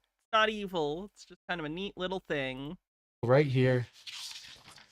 And we are going to read it. We're going to tear it apart, and then we're going to connect some dots to Bible prophecy, demonic forces, and what this means for you and your family. So let's... Satanic on the bingo card. Get into it. So what is the CL1? Well, I'll tell you one thing. It's not your grandpa's Commodore 64. No. The CL1 was cooked up by some occultists in Australia. I mean, computer scientists in Australia. You heard it here first, everyone. Computer scientists are officially occultists. So if anyone in my audience is computer scientist, there you go. At a place... Get your druid robes ready. Called Cortical Labs. They're literally growing human brain cells in the lab. It's like some sort of freaky Frankenstein experiment. And they're sticking these human brain cells... It's a freaky Frankenstein experiment. Frankenstein by Mary Shelley? ...onto a silicone chip. I can't even believe I'm saying this right now, guys. But it's happening right now. They say it's the world's first code-deployable biological computer, and it's going to cost you $35,000. It ships later this year, and get this, it stays alive for 6 months in this box that they have it equipped with life support. They literally have to put life support systems into this computer box to... Life support, yeah, it needs to function. Their tissue. So similar to, like, if you had a petri dish where you had live tissue samples, it would need a medium, potentially other things to stay alive. It's basically that. Skifazoa says, always thought writing code was satanic. Keep it alive. Altered Undying says, this explains why my husband was able to fix his computer by threatening to put Linux on it. They even got it hooked up to something... Frankenstein or the modern Prometheus. Called the Biological Intelligence Operating System. It's like some sort of fancy way of saying that they're playing God, right? They're creating this living organism inside of a box. I mean, I'm not making this up, folks. It's not an organism. It's, again, it's cells. It's very interesting if it works the way that they're claiming. It's interesting from, like, a technical standpoint. That's neat. Not evil. It's not an organism. It's literally cells. Is real. It's like cell cultures put to use. Quote, world's first body in a box. Biological computer uses human cells with silicone-based computing. March 6, 2025. Cortical Labs says the CL1 will be available from June, priced at around $35,000. Australian biotech company Cortical Labs has introduced what it claims to be the world's first code-deployable biological computer. Alex says, my dude, we de-extinctified direwolves. The ship for playing God has long since sailed. That annoys me. We did not bring back direwolves. This isn't your fault. You've fallen for marketing. The company that quote-unquote de-extincted direwolves, I don't think they're actually... I think they genetically engineered a completely different kind of wolf to develop to look like a direwolf. But they did not genetically re-bring back direwolves. They made a new wolf that looks kind of like what they think it looked like. Just warning everyone, these companies are coming out and claiming they're de-extinctifying animals, and they're doing like they're not. They're creating new creatures that resemble them, but it concerns me because on some level it makes me think that some people are going to go, well, why do we need to worry about the environments of endangered species? We can just bring them back. Like, no, motherfucker! No! This isn't good. Not good. Which combines human brain cells with traditional silicone-based computing. The system known as CL1 was presented at the Mobile World Congress in Barcelona. They want to bring back the mammoth, like the environment is right for that. And the thing is, they're not bringing back a mammoth. They're trying to genetically engineer elephants, modern elephants, to grow fur. It wouldn't make it a woolly mammoth just because you made a modern elephant furry. It would be a new thing. I'm so frustrated. Is being explored for its potential applications in AI and machine learning. That said, if they decide to open a theme park and need a wacky skeptic to come and criticize the park and sign off on it, I am ready. I will do the pose even that he did in that movie where he was all his shirt was off and he was wrapped up. I'll do the Jeff Goldblum. I'll do it. The CL1 consists of a silicone chip with lab-grown human neurons cultivated on its surface. These neurons are capable... What if they turn furries into elephants? Some of them would probably like it. ...of responding, forming networks that process information similarly to a biological brain.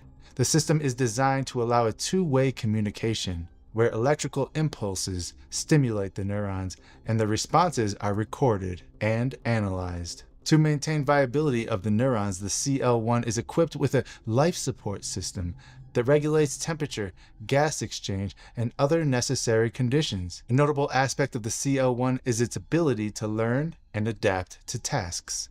Previous research has demonstrated that neuron-based systems can be trained to perform basic functions, such as playing simple video games. Cortical Labs' work suggests integrating biological elements into computing could improve efficiency in tasks that traditional AI struggles with, such as pattern recognition and decision-making in unpredictable environments. Cortical Labs says that the first CL1 computers will be available for shipment to customers in June, with each unit priced at approximately $35. BE Glass says, I mean, they didn't unextinct the animal, but they did use gene sequences from an extinct species to make a simulacrum of the phenotype of the animal. I understand what's being said, but it's semantic. I would disagree that it's semantic. It's not. They did not bring back direwolves. They made an approximation of what they think a direwolf would look like. That's not bringing it back. If I found a guy on the street, okay, how about this? This is a better example. Let's say I am a mad asshole, right? I'm a rich asshole, and I'm like, I want a kid. You can pretend my name is Felon Tusk. Pretend my name is Felon Tusk. And I said, I have a wicked breeding fetish, and I want to use CRISPR to genetically engineer a child that will grow up to look exactly like John Lennon. Then you hire a scummy scientist to try and do whatever they can to make a baby that will grow up to look exactly as much like John Lennon as you possibly can. If that baby grew up, even if it looked exactly like John Lennon, Would it be fair for me to say, I brought back John Lennon? No! You just made a person that looked like them as much as you could. Not the same thing at all. Sorry. Anyway. $1,000. The use of human neurons in computing raises questions about the future of AI development. Biological computers like the CL1 could provide advantages over conventional AI models, particularly in terms of learning efficiency and energy consumption. The adaptability of the neurons could lead to improvements in robotics, automation, and complex data analysis. However, the scalability of this technology remains uncertain. Producing and maintaining neuron-based systems is significantly more complex. Dietary says they didn't even make a new wolf. The pups are still Canis lupus. They genetically modified modern wolves to give them the traits we know dire wolves had. Hell, they didn't even use the dire wolf's closest living relative to revive them, which is some kind of jackal, I think. So the new pups are faux dire wolves at best. Like if you painted a famous long-lasting painting from a photograph, you aren't bringing back that painting. Complex than manufacturing traditional processors, and ensuring long-term stability poses additional challenges. Ethical concerns also arise from the use of human-derived brain cells in tech. Does it? Like in this, I would understand if they were like harvesting from people without their consent or like taking direct brain cells. They're not. They're taking stem cells from people with consent. I don't see the ethical issue at all. I don't see the ethical issue at all. We use human tissue for all sorts of things, especially in a medical context. Like, I really don't see an issue at all with using the tissue of humans consensually for this. Technology. While the neurons used in the CL1 are lab-grown and lack consciousness, further advancements in the field may require guidelines to address moral and regulatory issues. The prospect of integrating living cells with computational hardware prompts discussions about boundaries of artificial intelligence and human-like cognition.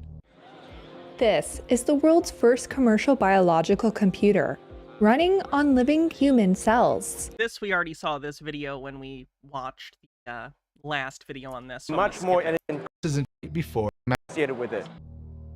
In my opinion, this isn't just scientists gone wild. This isn't just some mad scientist in a laboratory somewhere. No, this is prophecy unfolding right before our very eyes. Whoa, a religious person thinks a prophecy is unfolding. That's crazy. That never happens. Because in Revelation, it says that he, the man of sin, the lawless one, will be able to give life to the image of the beast. And the image of the beast will speak. And not only will it speak, that it will also have the power to remove anybody who does not worship it. Okay? Remove them. Like, that's the best way I can put it right now. And in my opinion, this could be a precursor to that. Human brain cells, a living organism on a computer chip that has access to artificial intelligence. It's insane, guys. I mean, giving life to the image, right? Sounds exactly like this biological computer we're talking about with human brain cells to me. Exactly. They're built. When you interpret things as loosely as possible, you can make it fit pretty much anything. Building the tools. That's the fun part about prophecy. Ultimate Undying says, if I could finally get one of these, do I care? All is quiet. The tiny teacup hippo. Or is it? The North American house hippo is found throughout Canada and the eastern United States. House hippos are very timid creatures and are rarely seen, but they will defend their territory if provoked. They come out at night to search for food, water, and materials for their nests. The favorite foods of the house hippo are chips, raisins, and the crumbs from peanut butter on toast. They build their nests in bedroom closets, using lost mittens, dryer lint, and bits of string. The nests have to be very soft and warm. House hippos sleep about 16 hours a day. That looked really real, but you knew it couldn't be true, didn't you? That's why it's good to think about what you're watching on TV and ask questions, kind of like you just did. That's a good PSA. Funny. Cocaine Dogman says, we did this 30 years ago with brain cells from mice with terminal cancer and people had a shit fit. The mice had cancer on their own, and the brain cells were taken humanely with no harm to the mice who lived out their lives with comfort drugs. People freak out about the stupidest shit. Of the man of sin himself right now as we speak. Not only that, guys, but in Daniel 12:4 it says that knowledge shall increase in the end times. They're not just mimicking God's creation, they're perverting it. They're trying to replace it. They're usurping it with these technological breakthroughs. The CL1. I'm just going to put this out there again. If your all-powerful deity can be usurped by science, they kind of suck. They're not very impressive. One seems to be a stepping stone to these systems, okay? Where flesh and technology become one under the control of the evil one. So here's the million-dollar question. Can demonic spirits inhabit this thing? Think Whoops. Accidentally hit my headphone. about it. If these are human brain cells grown Can demonic spirits inhabit this? No, demons aren't real. in the lab, hooked up to electrodes, being run by life support systems, what's stopping a demon or other spiritual entities from jumping in there and inhabiting it like a human body? Ephesians 6:12 says that we wrestle not against flesh and blood, But against principalities. against principalities, against the powers, against the rulers of darkness in this world. These brain cells, guys, they're alive. They're thinking, they're learning. Is he just jealous because he doesn't have any brain cells? They are literally alive. Is it possible that the evil one himself, or demons or other things, could take the wheel and start piloting the CL1? Can I really take a step back and, like, talk about how insane it is that we live in a world where there are a large portion of people, like millions and millions of people in this country, that unironically look at things that are happening that they don't like and describe it to demons. Like, I think that we've maybe become a little desensitized to this, especially on this show. Can we really take a step outside of the current context and recognize how insane it is that hundreds and hundreds of years after, like, the age of reason, we have people in their day-to-day lives blaming demons for their problems? It kind of feels like this is like a systemic issue. You can't have tens of millions of people walking around ascribing everyday occurrences to supernatural malicious phenomena and expect society to go great. What do people expect? One thing, right? Makes sense. If they can inhabit human bodies, could they inhabit this? And what happens when a spirit like this takes control and is able to access the world through the internet or through these AI systems? These really complicated AI systems are now being controlled by demons. What would they do? Would they turn this weapon and use it against humanity? I think the probability of that is extremely likely if these things are inhabited by these spirits. Because we know these spirits are not good, so what else would they do? We know it. We know these spirits that I arbitrarily am talking about for no good reason are evil. Be afraid. Be very afraid. Let's try and use it for their own goals. Not try and use it for their own goals. Actually, they will be using it for their own goals, okay? They've opened a doorway here, and this doorway cannot be closed once it's open. And the implications of this are staggering. Look, so what does this actually mean, okay? What does it mean for you, for the regular person that's watching this video? Dr. Baha in the chat echoing the same sentiments about the direwolf. What does it mean? The quote-unquote, the fake direwolves. Well, this CL1 could be the dawn of a new era. A super smart AI system that learns faster than ever before. It learns faster than... Went from could to is in literally 2 sentences. That's how conspiracies work. They'll get you in with the could, and then they'll slowly, usually slower than that, but that's a good illustration of it, go to is. Anything that we've got on the earth right now, it's running on human flesh. Think about it. Drug testing, gene editing, robotics, AI systems, and personalized medicine. That's as far as I'll go with that. That's what they say that this thing will be used for. But what's the cost? Are we actually handing the keys to our future to a soulless or a possessed machine, or no, or the technocrats who control it, who will merge us with machines at the first chance they get? And if it is possible that demons can control this thing, we're not just talking about a computer crash, guys. We're talking about a spiritual takeover. Because what happens when they infect every computer system in the world? I don't know. This is the line in the sand, everybody. We need to pray, because no weapon formed against us will prosper. So make sure you subscribe, hit the like button, and share this video. because the things we talk about here are some of the most important things that are happening right now, because everybody's distracted with politics, with Trump, with all these things. And while people are distracted, these things are just being pushed in. These things are just being pushed into the mainstream under the radar while nobody sees. Well, it is my job What if it's not a distraction and the president is actually a dipshit? bring these things to your What if a lot of things just happen all the time? attention. So make sure you share it to everybody. And if you haven't already, hit that like button. Please hit it and put your opinion in the comments below. And until next time, God bless you all. Ominous music. Take a look at the bingo card. It's been a while, and I know we have a lot of spaces. Uses AI. QAnon is referenced. Believes they speak to aliens regularly. Vibes-based conspiracy. Believes sci-fi tech exists. Loans. Accidentally based. Killing,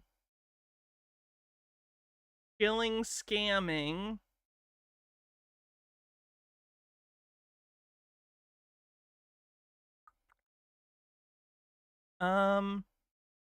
Word salad.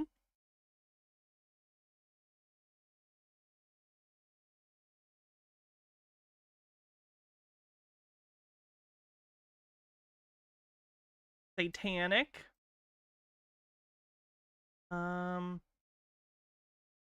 Reptilians. The deep state.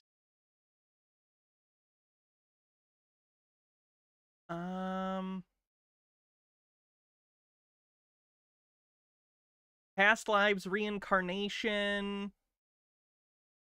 Anything else? Benigami with 40 bits says, personally, I find it telling that the true Christian types always have way more heat for atheists or people asking them not to be pieces of shit than they do for guys like this who are actually doing the devil's work of misleading the flock according to them. Kind of like how centrists always have more problems with the left than they do with the right. Oh, we did have Mark of the Beast. Mark of the Beast. I think that's it. All right, we're about halfway through the show, so I will do my little self-promotion thing. If you like the show, consider becoming a subscriber on Twitch or a member on YouTube, or gifting subs if you would like. We're a little behind for the month.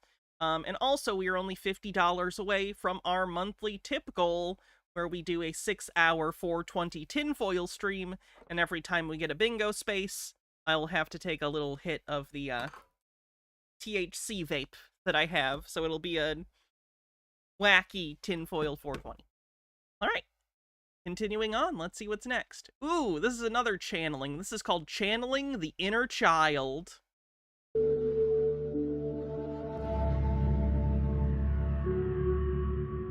In order to generate that momentum, you must become obsessed with bringing out that which is within. So within you, you have this spiritual treasure. It's in your DNA. It's the genetic song you have been given. And that genetic song is not just a physical DNA song. It's a spiritual song the physical DNA is based off of. So you... Damn, this guy likes to gesticulate. I respect that. Bits to positively reinforce the shilling. Thank you. need to get in touch with that. What were you attracted to in childhood? What Sophie says blingo. Was that supposed to be a bingo? Do you have bingo? filled you with inspiration? What filled you with curiosity? What could you not stop learning about? What could you not stop dreaming about? What are those things? Identify them and begin to identify when in your life you move. How about number 25? Wow, that took a while for you to get there. Let me see. 25 is aliens or demons? No, we did not have that. Away from such things. What were the lies you bought into that caused you to deviate from what your own and the collective creative spirit gave you? And get busy letting go of those things and get busy pulling out those dreams and get busy. Nemesaur says, I tried channeling my inner child and he mostly just wanted Transformers. I tried channeling my inner child and it was horrific. Not gonna do that again. Your wisdom of the adult self with the dreams of the younger self, so it was just screaming. kingdom of heaven can be made manifest. It needs to be built. I see, Sophie. Thank you. It's a new world. So the new world needs builders. Are his eyes closed? Yes, that's pretty common for channelers. It gives the vibe that they're in a trance of some sort, even though they're clearly conscious and active and talking. It gives the idea that it's not really them, it's something speaking through them, even though it's clearly them. Remember, it's the Aeon of Horus. The Streaming at the radio, thanks for 46 months with Amazon Prime. Aeon of the child. So get in touch with your childhood. Get in touch with those qualities. And remember, as you become like children, your Yeshua described, you are granted access to the kingdom, the higher realms. When you are like children, you resonate with the hybrid children and you open the door for contact. But being like a child does not mean Carp Cozy, and that's a lot of words. Congrats. Ignorance. It does not mean unconsciousness, because you can't go back. You can't. You're here. You're now. Eternal. You're not even really moving. Everything's technically still because of how... Rosoma, thanks for gifting a sub and kicking off a hype train. Thank you very much. If you want to help the hype train, bits and gift subs help, and subscribing. Fast everything moves. Infinite speeds. So, you can't go back, but what can you do? You can channel the wisdom of that younger self with the power. No offense, but younger me was stupider than I am, and I'm stupider, hopefully, than future me. One hopes that you get better over time, not worse. So the idea that some childhood me has some great insight, I think comes from a general cultural obsession we have with youth and childhood. We idealize childhood a lot. And on some level, I get why. You didn't have as many responsibilities, though the world seemed easier in some ways. But it doesn't make you better, it doesn't make you wise. Quite the opposite. You were quite ignorant when you were a child. Not a bad thing. You were a child. That's when you're supposed to be learning things. Or potency of the adult you, guided by the higher self. Remember, adult you sometimes thinks it knows best because it went to school. It's had so much experience. Oh, sure, adult me wants to pay bills and do my taxes. What if child me just wants to make chocolate chip pancakes and play Hot Wheels? I'm allowed. Those other things aren't important, probably. It knows a lot, but it does not know everything. If it did, you probably would not be here speaking with us. Raising Harold Ebbelman. So, with that being said, we also possess only relative omniscience. We might seem all-knowing, but even for us, there is a veil. No one is omniscient. He thinks people have limited omniscience. Not really omniscience if it's limited. Kind of by definition, that's an oxymoron. 73% to level 1 on the hype train. And rightfully so. No veil, there's no limit to yourself. You become indistinguishable from everything. So, the veils are helpful. Bring that which is within you out and refine it. Become like that child you again, and blend that child self with the awakened skill set and knowledge of the adult you. You have been busy. I tried blend, but I found the pulse setting to really mix in the child better. Overthought, thank you so much for gifting 5 tier 1 subs and getting us to level 3, or over level 2 of the hype train. Cultivating skills. You have been busy contemplating your life. You have been busy studying your journey. What's worked, what does not work. What do you prefer, what do you not prefer? So you have the wisdom. It just needs to be put into action. And I hate the idea that you already know everything you need to know. Lucas Dawn, thanks for 46 months. The child self will help you do that, and you can all apply this. This is how you gain that momentum, because remember, when you're a child, you're pure yang. You're like a rising sun. You have so much life, so much momentum. So channel your child.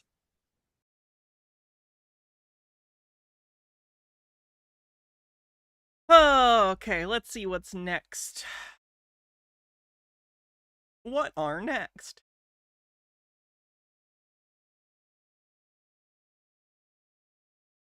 Oh no, the raw meat people. There's so much raw meat people. Stop eating raw meat.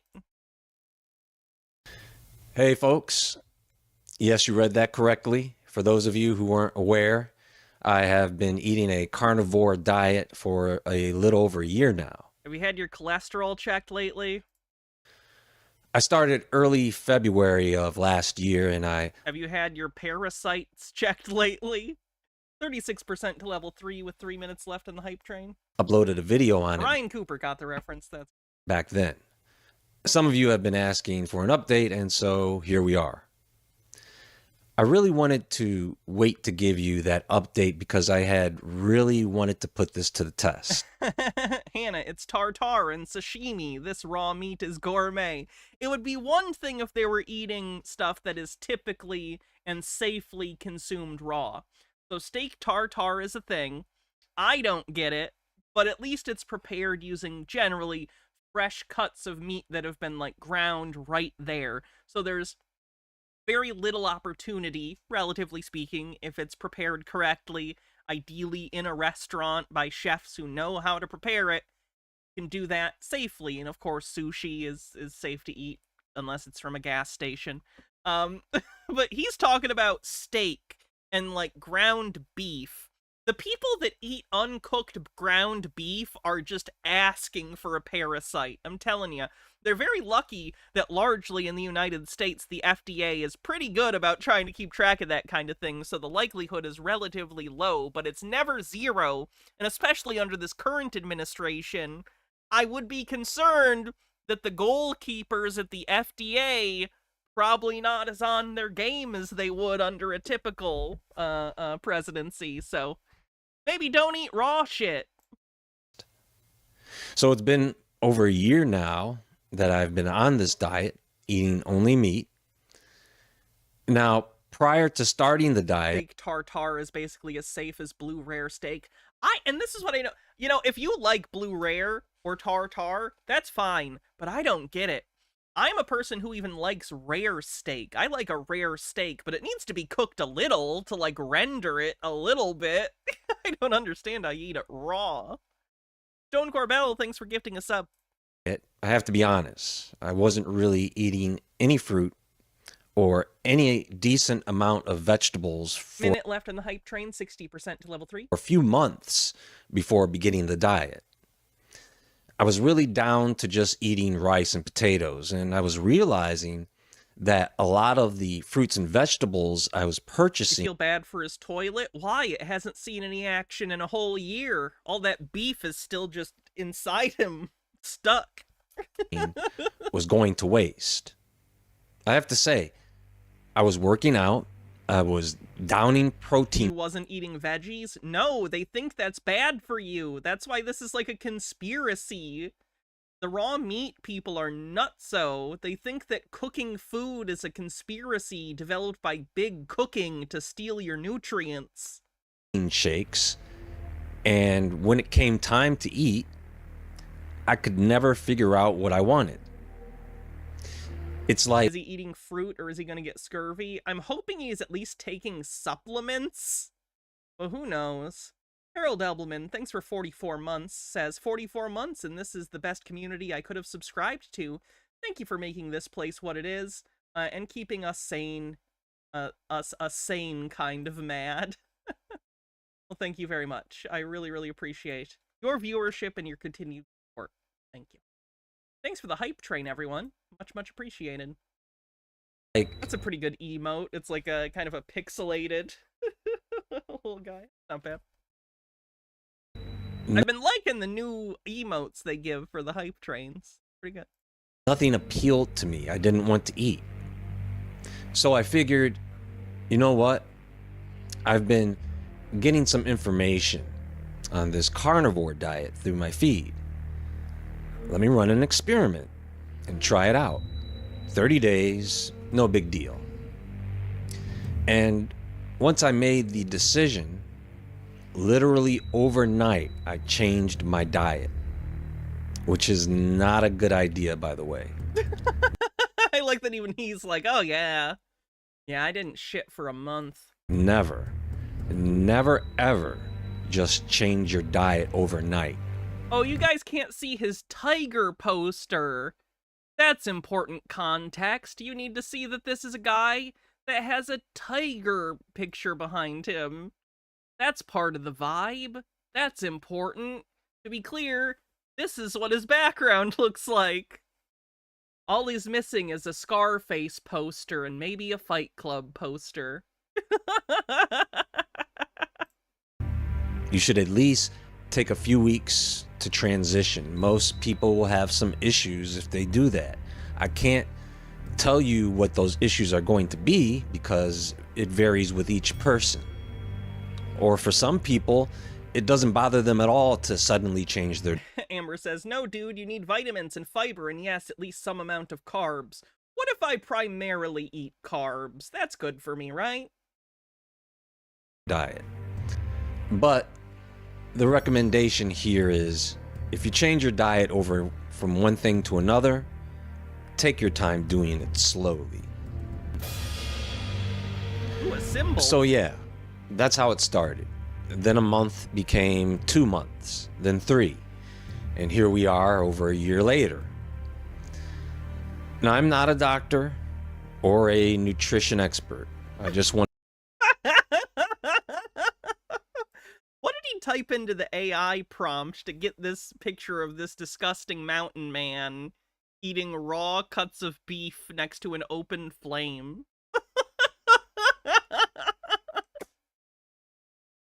This cabin can fit so much dysentery into it, you wouldn't believe.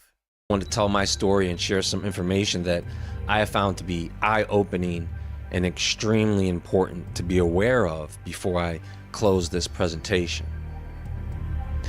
Now, when I think about how evil some of these major corporations can be when it comes to your health, they can get away with it by simply hiding the truth. They just keep certain information away from your eyes. That's why I'm going to put it right in front of you. He has the temptation of the flame, but doesn't give in. To test his resolve.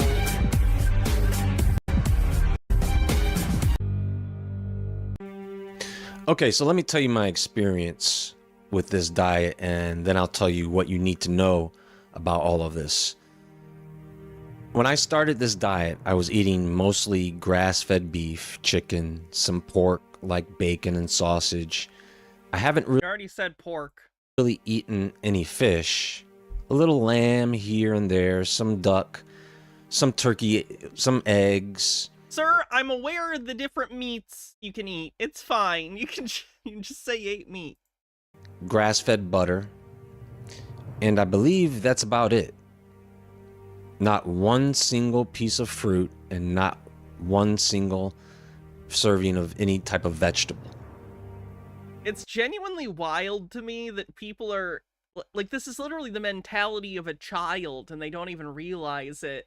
Like, clearly, I think a lot of these people just, you know, like, I like meat. You know, I'm not a vegetarian. I get it. A burger or a steak or a nice piece of chicken can be delicious. And it can be a really nice treat. And it can be, like, you know, a very filling, you know, protein-rich meal. Great. But it's like they take that a step further and go, I like meat. Meat is good. And I don't like salad. So therefore, there must be a secret cabal of people trying to trick me into eating vegetables. Like, no! It's not a conspiracy! They just don't want you to fucking die. Just, please, eat something that'll let you shit. So only meat, butter, salt, and water. Now here's where I cheated. I drink coffee. I still drink coffee. I love it. I usually, yeah, that's not uncommon for, carnivore diet people to still drink coffee. That's probably how he shits, is the coffee. He probably needs the coffee to make sure he shits. And I will use... Is coffee a vegetable? Are you serious? It's a bean. They're beans that you filter water through. Herbs and spices whenever I just feel like doing that. But primarily my diet has been beef, a little chicken, butter, and salt. I'll probably get a pack of bacon once a week. At this point, the majority of Remember when we watched the video of that couple that did the coffee enema? Wondering if he ever did that. Diet is animal fat. And I have a taste for it now. This is interesting. You would think that eating nothing but steaks and chicken every day, I would get tired of it. Actually, I love it every single time I eat. I'm not surprised. Again, meat, like in the quantities you're talking about, is an extreme luxury that hasn't been something that humans have been able to do reasonably unless they were like royalty for most of human history. The ability to go out and buy a burger or meat or whatever every day is just not something humans have been able to do most of history. It's not a secret. It's just not good for you. And the next day comes and I still love it. I'm eating plates loaded with meat and butter, bacon, just greasy and oily. Plus I add extra salt. I like to use Celtic salt for this. Salt is salt. It's chemically the same, other than the trace elements might be a little different. Are you that concerned about the kind of salt? That I feel so good. My stomach isn't bloated or even full. That's the thing. I don't get full anymore. I can eat a 16-ounce ribeye with 5 eggs and a half stick of butter, and my stomach is not full and bloated and sticking out. It should be. That's a lot of food. That's like a lot of food to eat all at once. So you maybe should feel a little bloated. That's a lot. I feel 100% satiated, and I never have any gas or acid reflux. You never have any gas because your body isn't breaking shit down well. Also, to be realistic, I don't believe him. Of course he farts from time to time. And when he does, because it's all meat, probably awful. I can't even imagine the stink. This past year has been nice, I gotta tell you. Since starting this diet, I have slept like I have never slept before. I sleep straight through the night almost every single night, and have done so for the past year. If I do wake up, it's to use the bathroom and then I fall right back to sleep. And because of this deeper sleep that I've been getting and enjoying, I have longer, more vivid dreams. I mean, fully immersive dreams where you are at the edge of it being a lucid dream. Sometimes I ate so much meat, I lucid dream. when I wake up from a dream these days, I wake up feeling like I've lived it. The emotions of the dream sticks with me for a period of time after waking up. I can remember what people have said in my dreams. I don't recall remembering what people have said in my dreams before. And some of my dreams have turned lucid where I was well aware that I was in a dream. Now, in the beginning of this diet, What's his take on semen retention? That's a good question. Lost weight right away, about 15 pounds in 2 weeks. The only reason I noticed was because my pants were suddenly too big. I actually thought for a second that someone wore my pants and stretched them out, even though there is no one else here. But that's about it. After my weight stabilized, and so did my mood. I don't feel depressed or super excited. I'm just level. I have had 0 grams of fiber for over a year, and my stomach... Oh my God, I can't believe he admitted it. Couldn't be more thankful. No gastrointestinal discomfort or irritation of any kind. Every day is easy. And I don't have to go to the bathroom as often. That's certainly a way to describe your prolonged year-long bout of constipation. How often are you using the bathroom? I'm genuinely curious. Not you guys. This is to him. I'm curious. I don't care how often you guys use the bathroom. How often does he use the bathroom? Because he's acting as though he was going too much before. How much was he going before and how much was he going now? I desperately wish to know this. Once a day, I can set my clock by it. And there are no surprise moments of intestinal discomfort at any time of the day, no matter where I am. My skin has improved. No more breakouts of any kind. Dry skin doesn't seem to be an issue anymore. This winter... Because he's all grease, baby. Do you know how much grease he can fit in this guy? Slaps him and it makes a wet, greasy noise. I haven't needed to use any body lotion. I will say this. He uses pure beef tallow. And it's about sugar. Stay away from it.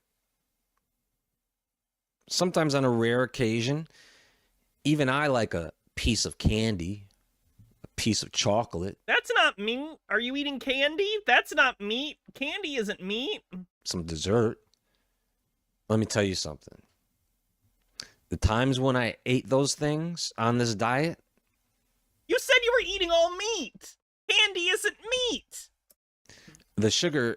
That was a very Junji Ito sentence. I love Junji Ito. That grease story, disgusting. I love it.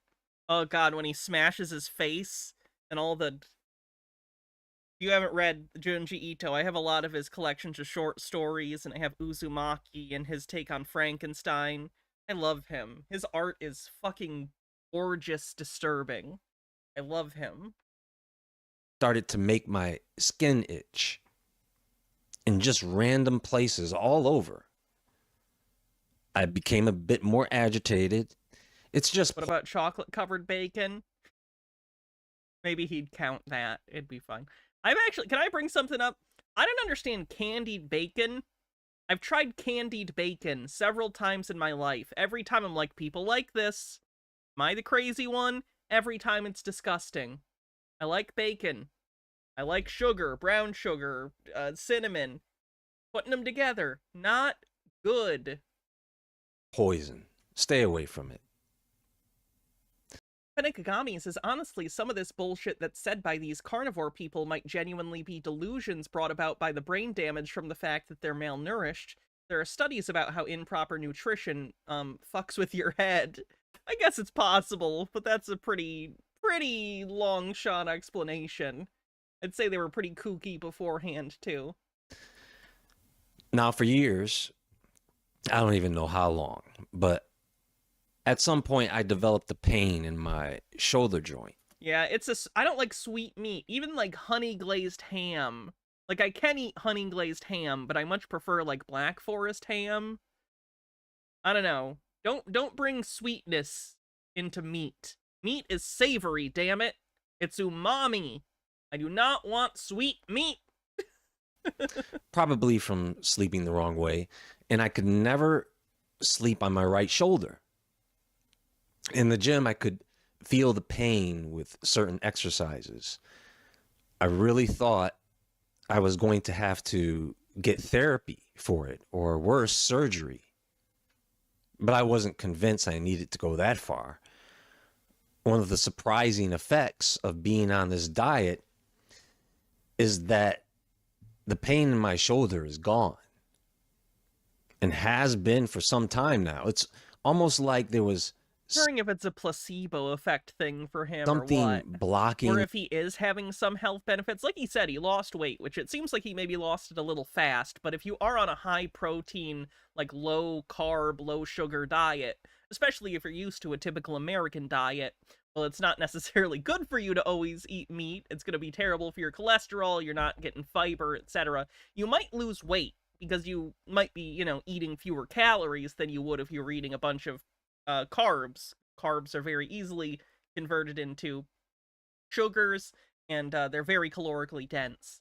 So it's possible some of the things that, if he had actual health benefits, might have been from the weight loss. But I'd say overall, at best, it's a wash. But I don't even think it's that. I think this is really going to come back to bite him. Benikagami says, no, you misunderstood me. Yes, they likely were crazy before, but what I mean is the insanity is likely getting worse from the fact that they're malnourished from only eating meat, and rapid weight loss also causes problems too. Potential. It just feels like a pretty solid statement to claim. I don't feel comfortable saying, like, yeah, that seems right, because I don't have enough information to claim that. It's a vibe thing. I get what you're saying. It's a hypothesis, but nothing to back it up other than vibes. My body's ability to fully heal. So over the past year, I've been doing some research, and I have a theory that what many people are experiencing as ill health, many of the diseases and disorders people are walking around with, I'm really starting to believe that it's the plants. Oh my god! Has anyone seen The Happening? The environmental toxins. Yeah, do your own research on the bingo card.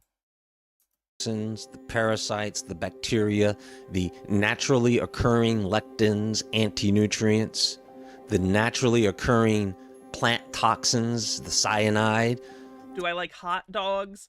I do, but I am in Michigan, and hot dogs are heavily regulated in Michigan, unlike most other states. So hot dogs in Michigan are delicious.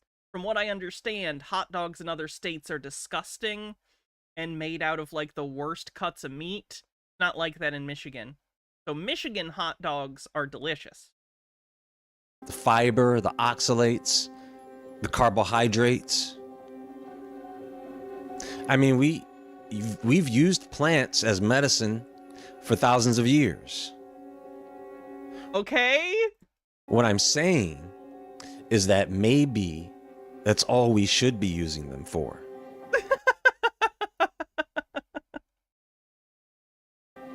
And maybe the plants are medicine! Backup food supply when there's nothing left to eat. But let me get into what I think the main problem people are having here is. And that is something known as the Randall cycle.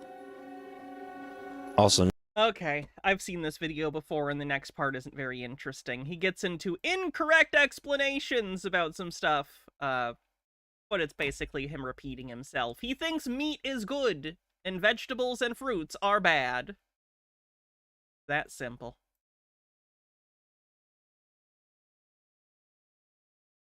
Let's see what's next. Have a question, and I'm not sure. This is an older video. This is from 3 months ago.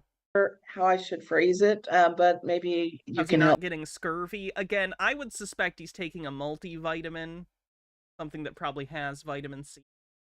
Help me with that. Just a guess, though. I don't know. Ever since the first part of November, I've been having this feeling that something huge is coming. I mean, Very just self-conscious today. Gotta stop looking at the camera or the video feed of me. not with me personally, but with the news. Yeah. And I cannot shake it for anything. Is there Have something? they been channeling the caveman again? These are two entirely different people than the people you're thinking of. Though I do appreciate that you saw two women on a call and were like, yep, that's those people. Are my guides telling me that something big is coming or Thank about you to Brave Dom, happen yes. in the coming 2 weeks or 3 weeks or so? In the world, in your part of the world? Yeah. Yeah. Everywhere? Specifically in the US. Okay. So for Yvette, she's having this feeling about something big coming for the US. Is that true? Is there something big that's going to be noticeable for everybody that's coming in the next 2 to 3 weeks? Yes. There is. That's so funny, because this was 2 to 3 weeks before the inauguration. So that's a pretty safe prediction to make. And I feel the pressure of it. It's like it's like a steamship, a big one, and it's pushing against some kind of barricade trying to get through. It's big, and I can see the smoke pouring out of it as they're feeding the fire. Frey from the A says, I mean, the stock market's crashing is that big. If you need employment to live, yes. To build up. If you have a 401k that you intend on cashing out anytime in the next 5 years, yes. Power to get it to push through, because it's really hard. Profane Priestess says, something big for the US. Yes, a recession. Ooh, an optimist, I see. Just a recession. Nice. It's huge. And it feels like it's kind of like a pressure. Like, you know, a couple of weeks ago, I saw a video from Cash Peters where he's talking about this figure that he had drawn going, like, crawling under like a ridge or something. And I feel like I'm sitting under that ridge because it feels like that the weight of all of this is just like really weighing down on me. And I'm not sure what it was. I just thought, wow, this is like unbelievable that I am having this feeling and it's not going away. It's not lessening. In fact, as time goes on, busy playing Minecraft based on the hit movie starring Jack Black. It's like that boulder that just gets bigger and bigger and bigger, and it just feels like it's going to roll me over. Well, I think a lot of people are feeling it, but let's ask this question. Is this pressure that Yvette is feeling, is it— Flower Sheep says we're just going to start with a recession, see if we like it before we bring on Great Depression 2, Electric Boogaloo. No, this could be to our advantage. Do we know any savvy politicians with polio? We could work with this. Is it political? Is it only political? That's political. So, because what I'm feeling, and I've been feeling for a while. All right, enough of these guys. They're not saying anything interesting.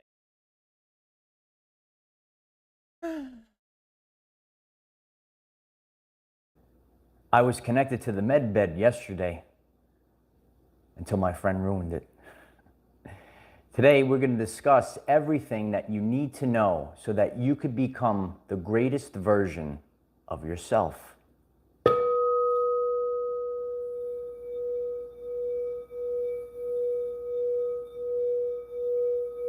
Crystal bowl. He has a crystal bowl. He's...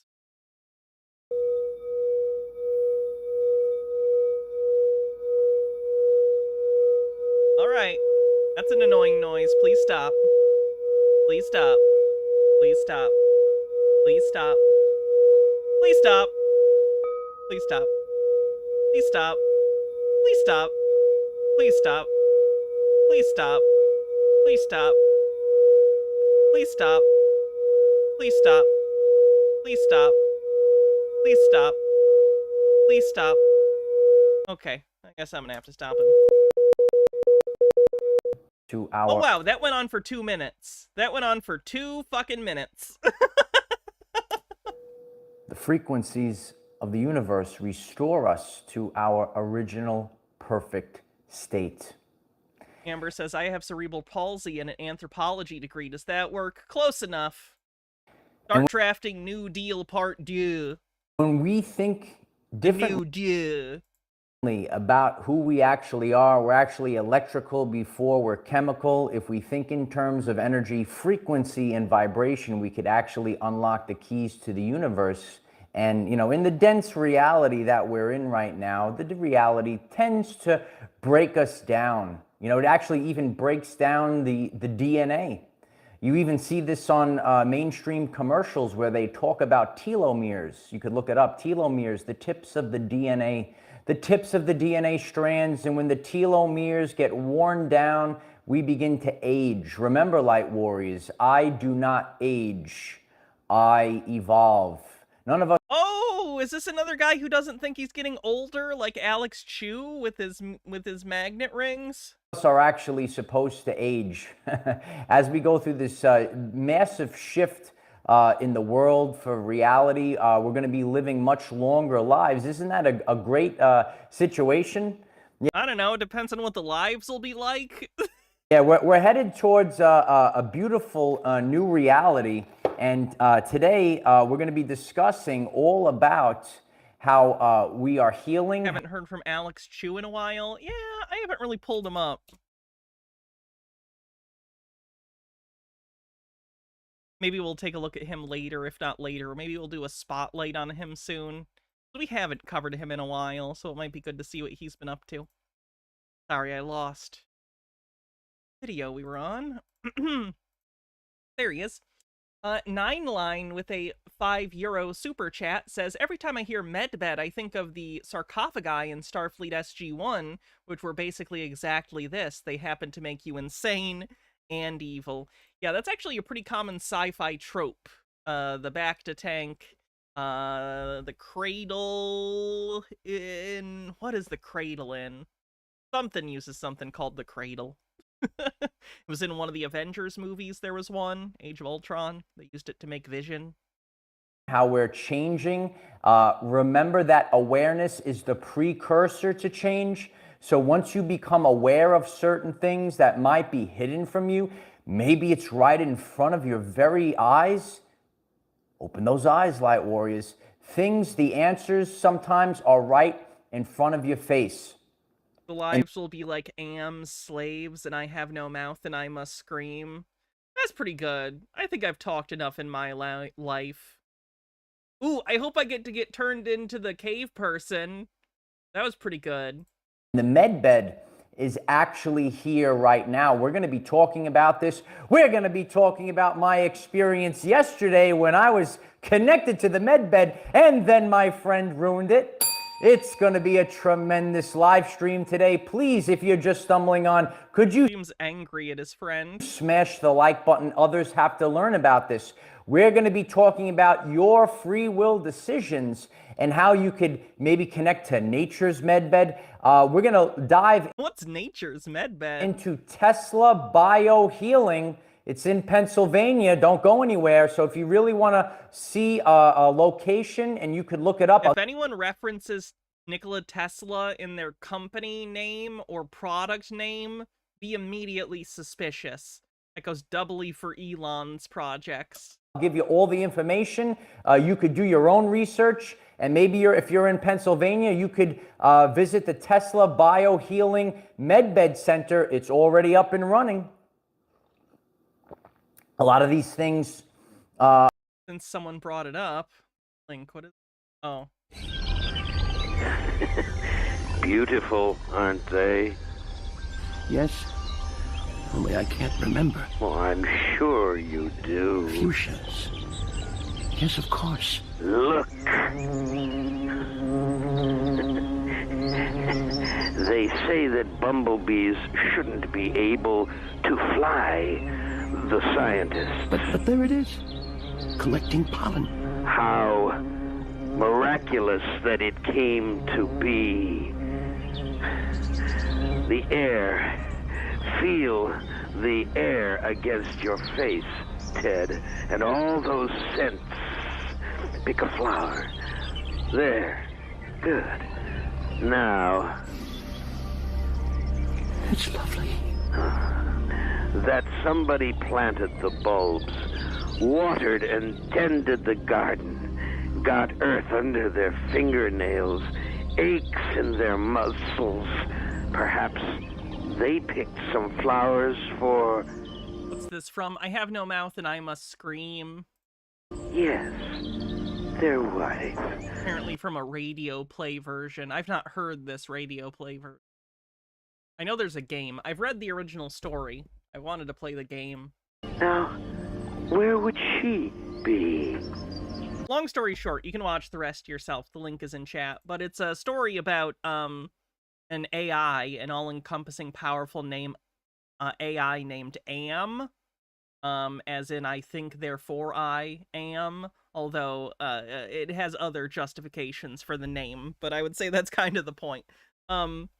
Anyway, it killed almost all of the human race and keeps, like, I forget exactly how many people, 3 or 4 or something, and just tortures them.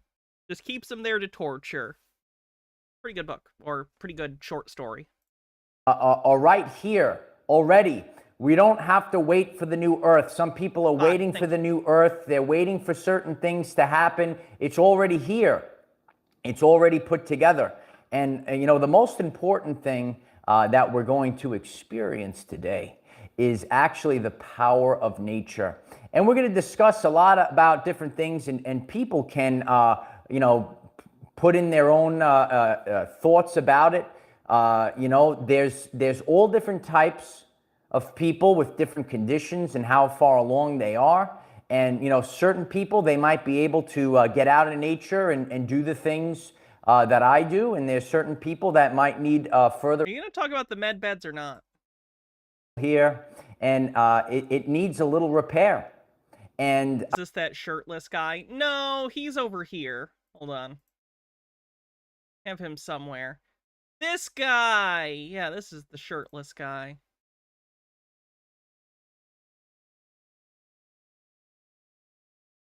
I don't know how many videos he's done shirtless, though. I don't think that's his most common thing.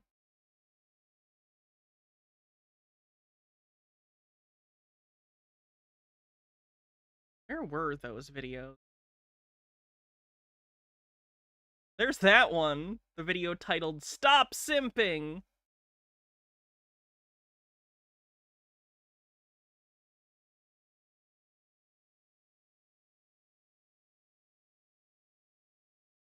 Because the new earth is here, and it is now, and we are the warriors. We are We are the warriors, heart to heart to win. We will survive. You did that Pat Benatar team of new earth warriors that are equals. Yeah, he's hairy. In That's fine though. There's nothing wrong with body hair. How we radiate You ever seen Robin Williams without a shirt? sunlight onto earth. Why does he always have to be shirtless? I assume it has something to do with, like, it's him in his natural state. You say shirtless, you might not be wearing pants either. We just don't know. God is here. God has never left. God has always been here. And you are playing hide and seek, and you are pretending to be amused by your little distractions and games of programs and scripts that are complete bullshit and nonsense and making you suffer and feel unfulfilled. And then finally one day you turn, just like the parable of the prodigal son, you finally turn and you finally find the portal that was never missing, that was always there in all. I don't think I remember the portal in the story of the prodigal son. Maybe I need to reread it. All you have to surrender is everything. All you have to surrender is everything. You have to surrender everything. Only innocence can be. Look at those neck veins. Jesus, they're so bulgy. To surrender everything. Only innocence. Oh, look at how look at the neck veins. Innocence can be let in. You have to surrender. Also, the bongo is very on brand. I just want to point that out. He does own his own bongo. I assume for, like, bongo circles, so he can show up and do nude bongo. Under everything. Full crucifixion, and full rebirth into only new earth. Only healing the entire collective. Only the collective is my body. The collective is my body. The collective is my body. And I will die for this collective to be completely healed, transformed, expanded into love, light, unity, bliss, peace, creativity, harmony, abundance, prosperity, basic needs, free energy. I will die for that. I will die for that. That is the constitution of a crucified and rebirthed Christ, of God in flesh. That is God in flesh, and you better believe it. Oh, okay then. Cool beans. Thanks for the enlightenment. I appreciate it or whatever.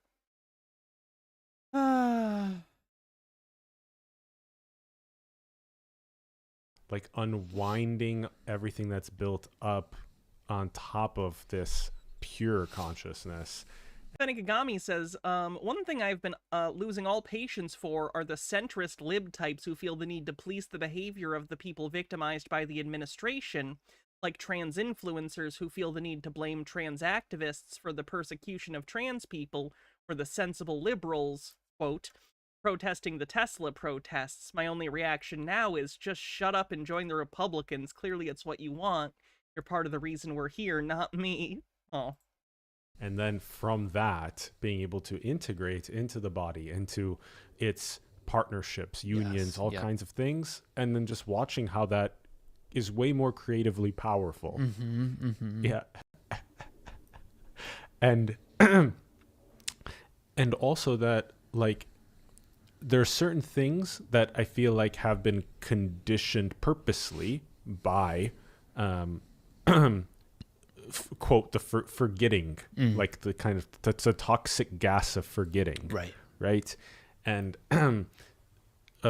one of the most powerful ones that is showing up more and more as with fatherly discipline of like, hey, wake up, is that you can't just be leaking your own sexual energy everywhere.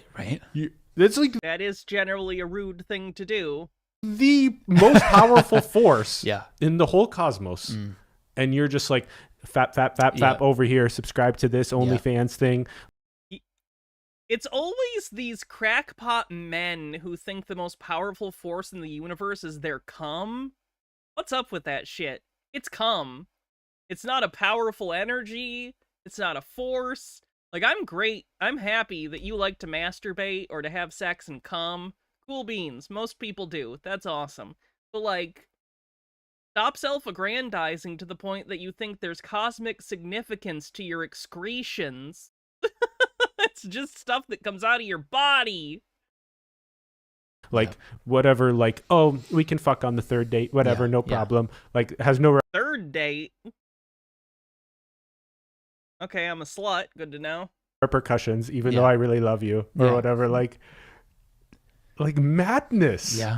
Madness. And then you wonder why there's no secure attachment. Then you wonder why nobody can get married and last long in marriage and have 3, 6, 12 kids that are all awake children.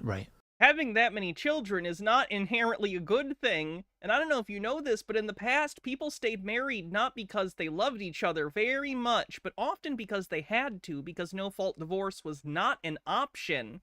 And even when it was, they didn't necessarily have the economic stability to separate from their partner, especially if they were a woman.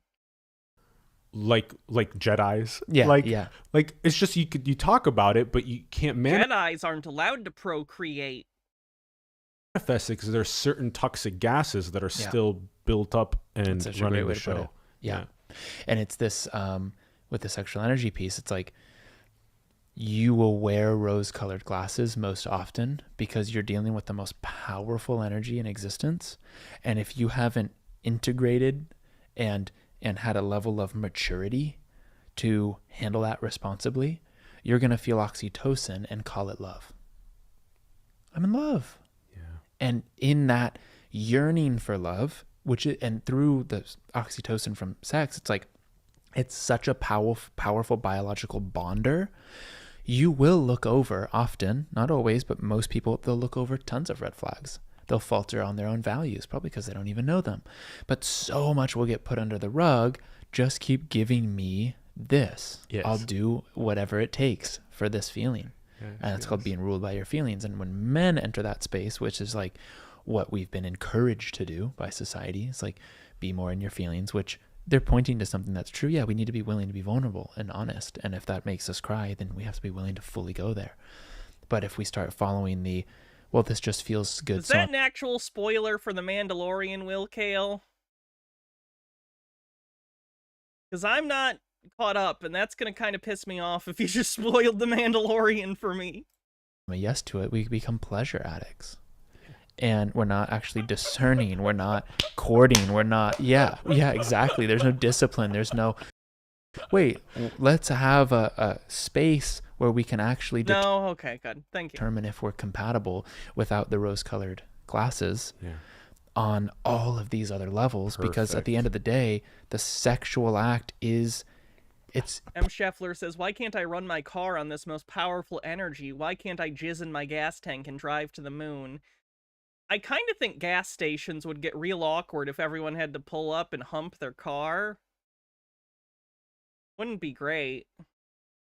0.1% of the time. It really is. Yeah. And it's such an access point to intimacy. Yes, it creates life, and it's not, in of itself, it doesn't create intimacy. People can have sex and not be intimate. Right. Sure. So it's like, man, to remove that for a period of time where there's an attraction, and that's why I like what the Christians point to. Wait till marriage for sex. It's not that needs to be an arbitrary rule. It's that I think that's a terrible idea. Pointing to like a sobriety of like, am I in this for the right reason? Perfect. Yeah, exactly. A sobriety of those talk shit. That's such an ignorant statement too, because so many evangelical, like, young Christians get married specifically so they can have sex. They'll be like 17 or 18 and they'll get engaged and married because they can't have sex outside of marriage in their community. So they decide to get into marriages with people they have no business marrying just so they can do the do. Toxic, not nauseous Mm-hmm. gases, and that sobriety giving you the ability to look on all of these levels of compatibility and relatability and everything. It's so juicy. It's so juicy, and it's not like you said. It's not just filtering. Can we not describe it as juicy, please? Through must get sexual intercourse. Yeah, exactly. Yeah. This guy's a strange gentleman.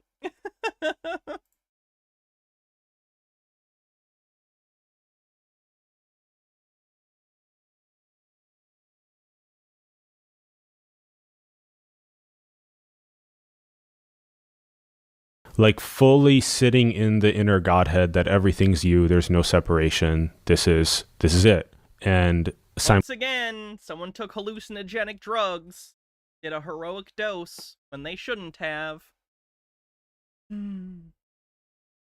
Simultaneously discerning where there's still, quote, shadow programs that are running. One of the loudest ones is just control, like control-oligarchy, basically. Whether it's the World Economic Forum. Control-oligarchy.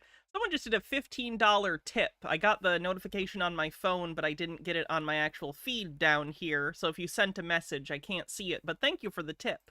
Forum and global elitists that are controlling the entirety of civilization, or whether it's the controlling of minds or bodies in spirituality, from the simping, from sucking on the testicles and pedestalizing.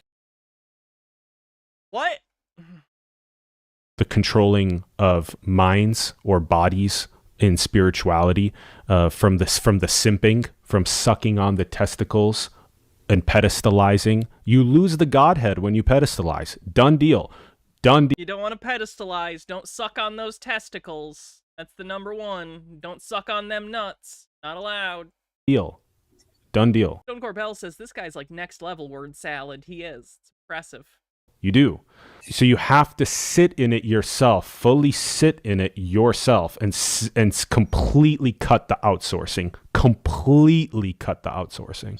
From that place, then you can work within this distributed network of these empty, loving, pure, clean mirrors that are working together to manifest this new world. I think this guy has a little bit too much of a focus on common balls. That's coming from me, so that's a lot.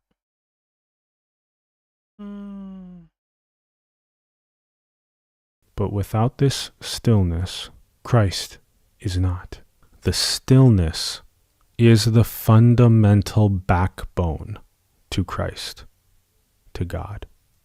And then from there is the wrath against injustice and the excitement for new earth. This is not rocket science. It is so simple. It's already there. It's already listening to this voice. Be preaching naked. He at least doesn't have a shirt on. I don't know his pants situation. Is listening to the voice is stillness. It's already stillness listening to this voice. You just believe it to be a separate self, but it's not. It's stillness. It's the entire universe listening to this voice. And then from that stillness that doesn't have any attributes, it doesn't have any ideas, it's open, it's spacious, it's loving, it's unified. From that place, without a name, without a location, without identity, without any of those things, from that. Everyone, I know he's hairy, and I think even I pointed that out, which I shouldn't have, but I also don't think we should necessarily try and insult him for that, because plenty of people are hairy. Lots of people are hairy. Nothing wrong with that. In fact, that can be great. Hairy dudes can be wonderful. I don't want anyone in the audience who might be hairy themselves to feel self-conscious because people are making jokes about this guy in chat, so just be careful. Nothing wrong with being hairy. Lots of people find that incredibly attractive, so if anyone out there is hairy, don't feel self-conscious about it.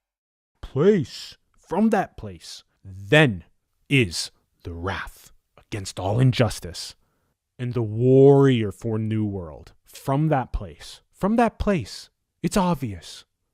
God is playing a game with himself, which is you playing a game with yourself, which includes the appearance of these satanic programs that are anti-holism. They're We already had satanic on the bingo card. Anti-nature, they're anti-human, they're pro-greed, pro-corruption, pro-selfishness, pro-ego, and all of those are to be destroyed with the fiery breath of God. And all of these blueprints for the new world systems of energy abundance, housing abundance, food, water abundance, all those blueprints are to be actualized, again, with God's excitement for celebration and prosperity for generations to come, for a beautiful unification and harmony with nature.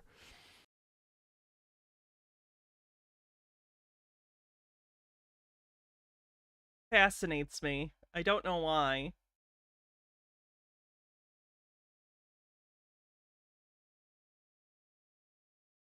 We're getting low on the shirtless videos. Oh, he did whole videos where he just does drug trips. Just whole videos where he's just in his underwear going on drug trips. So that's also a thing, if you... if you care. Oh, he did travel vlogs for a while. Nice, I guess.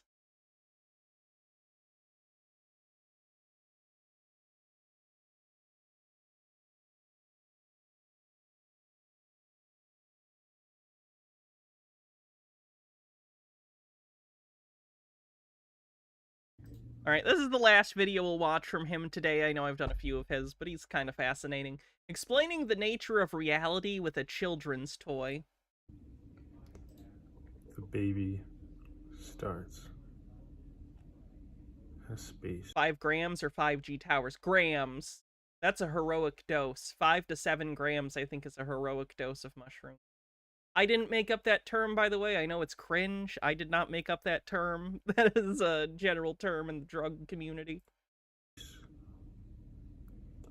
And as it comes into the world. Basically, 5 grams and above for dried mushrooms is what you would want to take if you wanted to completely detach from reality and go on a little trip in your own head. If you don't have a tolerance. It picks up. We should do a tinfoil spotlight on this guy. Yeah, I probably will at some point. Its identity.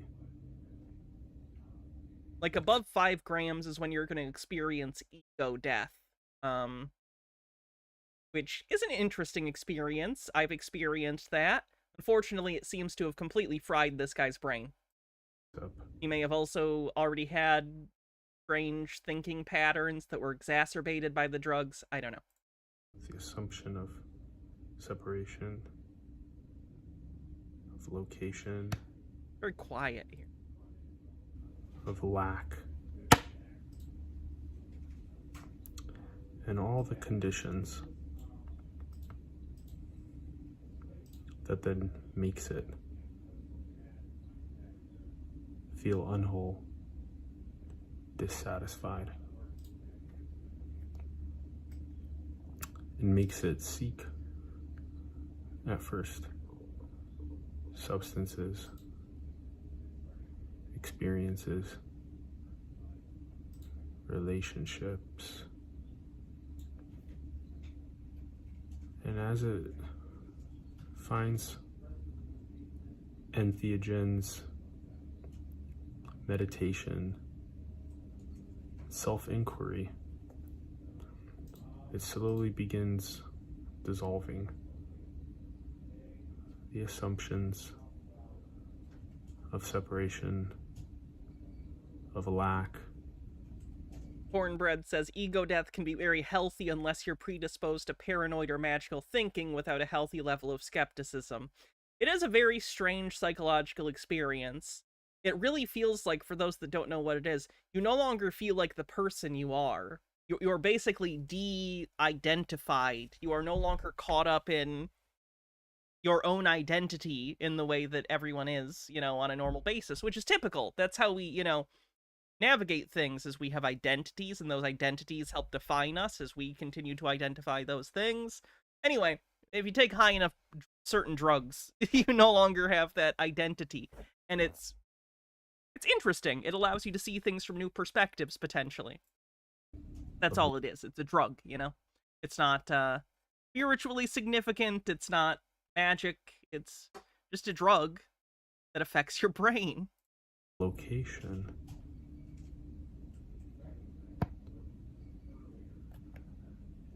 And it returns to the primordial source.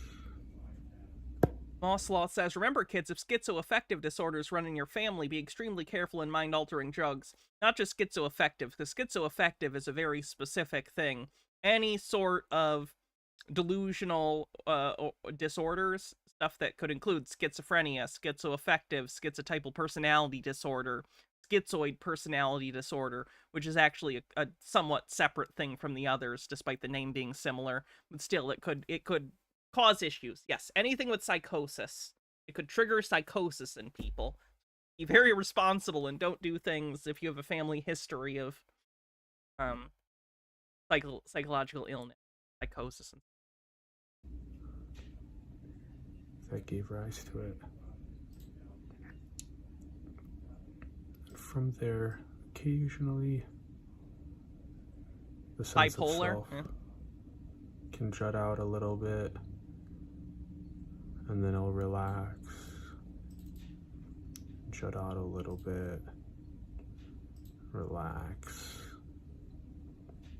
And this is what's called purification,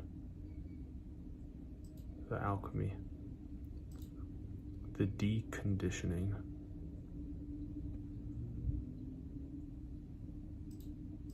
And that is how to use a child's toy to understand the nature of reality. Yeah, that didn't make any sense to me. Guess I'm just not ready. Not ready for that level of superior wisdom.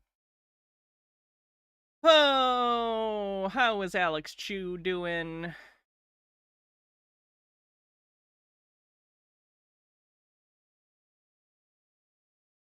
Sup, this is Alex Chu coming at you with another episode. This episode I want to talk about. By the way, we normally do 3-hour streams, but like I said the other day, we're doing an extra long stream today, so we're going to add an extra hour. We'll be doing Tinfoil for about another hour, so should be good. Glad we get to hang out. If you like the stream, consider subscribing if you're not already, or gifting subs if you want to help support the stream. Come on, my cell realignment. He's looking older, as we all do. Yeah, if you haven't seen me cover Alex before, he is a person who believes he invented what he calls immortality rings. I have a pair somewhere I bought from, I don't know if it was him or someone else, but it's the same thing.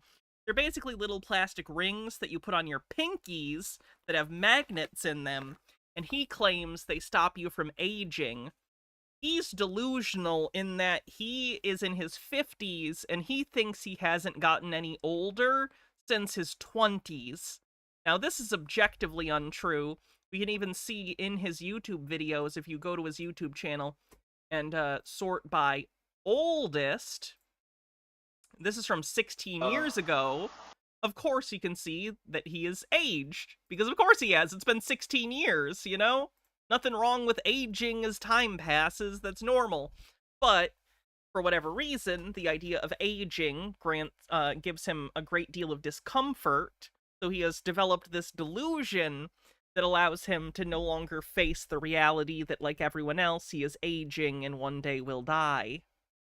I'm a machine. But Hannah, he doesn't need a belt. Yes, the evidence that he will always tout is, look how thin I still am. And it's true that a lot of people gain weight over time and sometimes get bigger as they get older. That's not always the case. So he seems to think because he has not put on a bunch of extra weight in his 40s and 50s, it must mean that he's not aging, which isn't how anything works.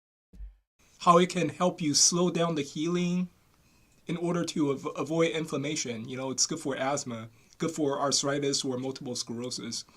But anyway, before I talk about that, I want to tell you my name is Alex Chu. I'm the guy who invented physical mortality rings. These are rings that you put on your small finger during sleep. You wear them, you don't age anymore. You become physically immortal. For example, I'm already 54. See, if you look at my belly, look, I'm always very skinny. Look at that. Don't have any belly fat, right? If you go to my website, Live Much... He does also use pee bottles, yes. But we can't talk about that today because we're still on another pee moratorium. Longer.com. I have lots of testimonials on my website. Most of them give me 4-star, 5 stars. From Amazon customer We have to review. wait until second Pissmas to talk about that. If you're interested, hey, you want to look like me when you're 54, livemuchlonger.com. Oh yeah, Amber says, you're burying the lead. He also thinks he's a reincarnated Nazi, hence the flag. Yes, he believes he is a reincarnated Nazi. livemuchlonger.com. Link is at the bottom of this video. Anyway, this episode I want to talk about my cell realignment machine, okay? The cell realignment machine. I noticed that the cell realignment machine is sort of like it produces chi energy. It produces an energy that we don't even have evidence exists. That's incredible. Also, he's been looking into incest porns. Yeah, I think I do probably need to play that clip. Hold on.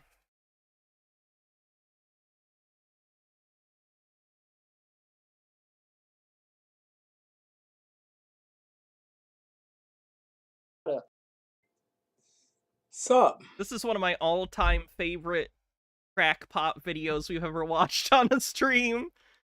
So let's watch part of it again. This is Alex Chu. Okay, coming at you with another episode. This episode I want to talk about... Oh, hold on. I want to talk about how come I think the incest porn can only grow in popularity after I check out the other porn, you know, compared with the incest porn. But before I talk about that, I want to tell you, my name is Alex Chu. Yeah, your immortality rings, I know. Give me 4 stars or 5 stars. So if you want to buy a pair of these rings, checking out your horns, you know, incest. Recently, I've been pair of these rings. Anyway, recently I've been you know, checking out incest porns, you know, incest porn, and you know, they're all about fucking stepmother, stepdaughter, stepsister, and all that shit, you know, foster child and all that. And I was wondering, hey, you know, I at first I was very excited because, you know, I do have a pretty stepmom, you know, I do have a crush on my pretty stepmother, you know. So I cut tie with her a long time ago, but anyway, but what happened is, so somehow I got into it, you know. I mean, somehow I discovered that there's so much incest porn nowadays, you know. Only like 2 weeks ago or something, I discovered there's so much incest porn. I was shocked. I was surprised, you know. Back in the days, there are no incest porn. I talked about this. This isn't true.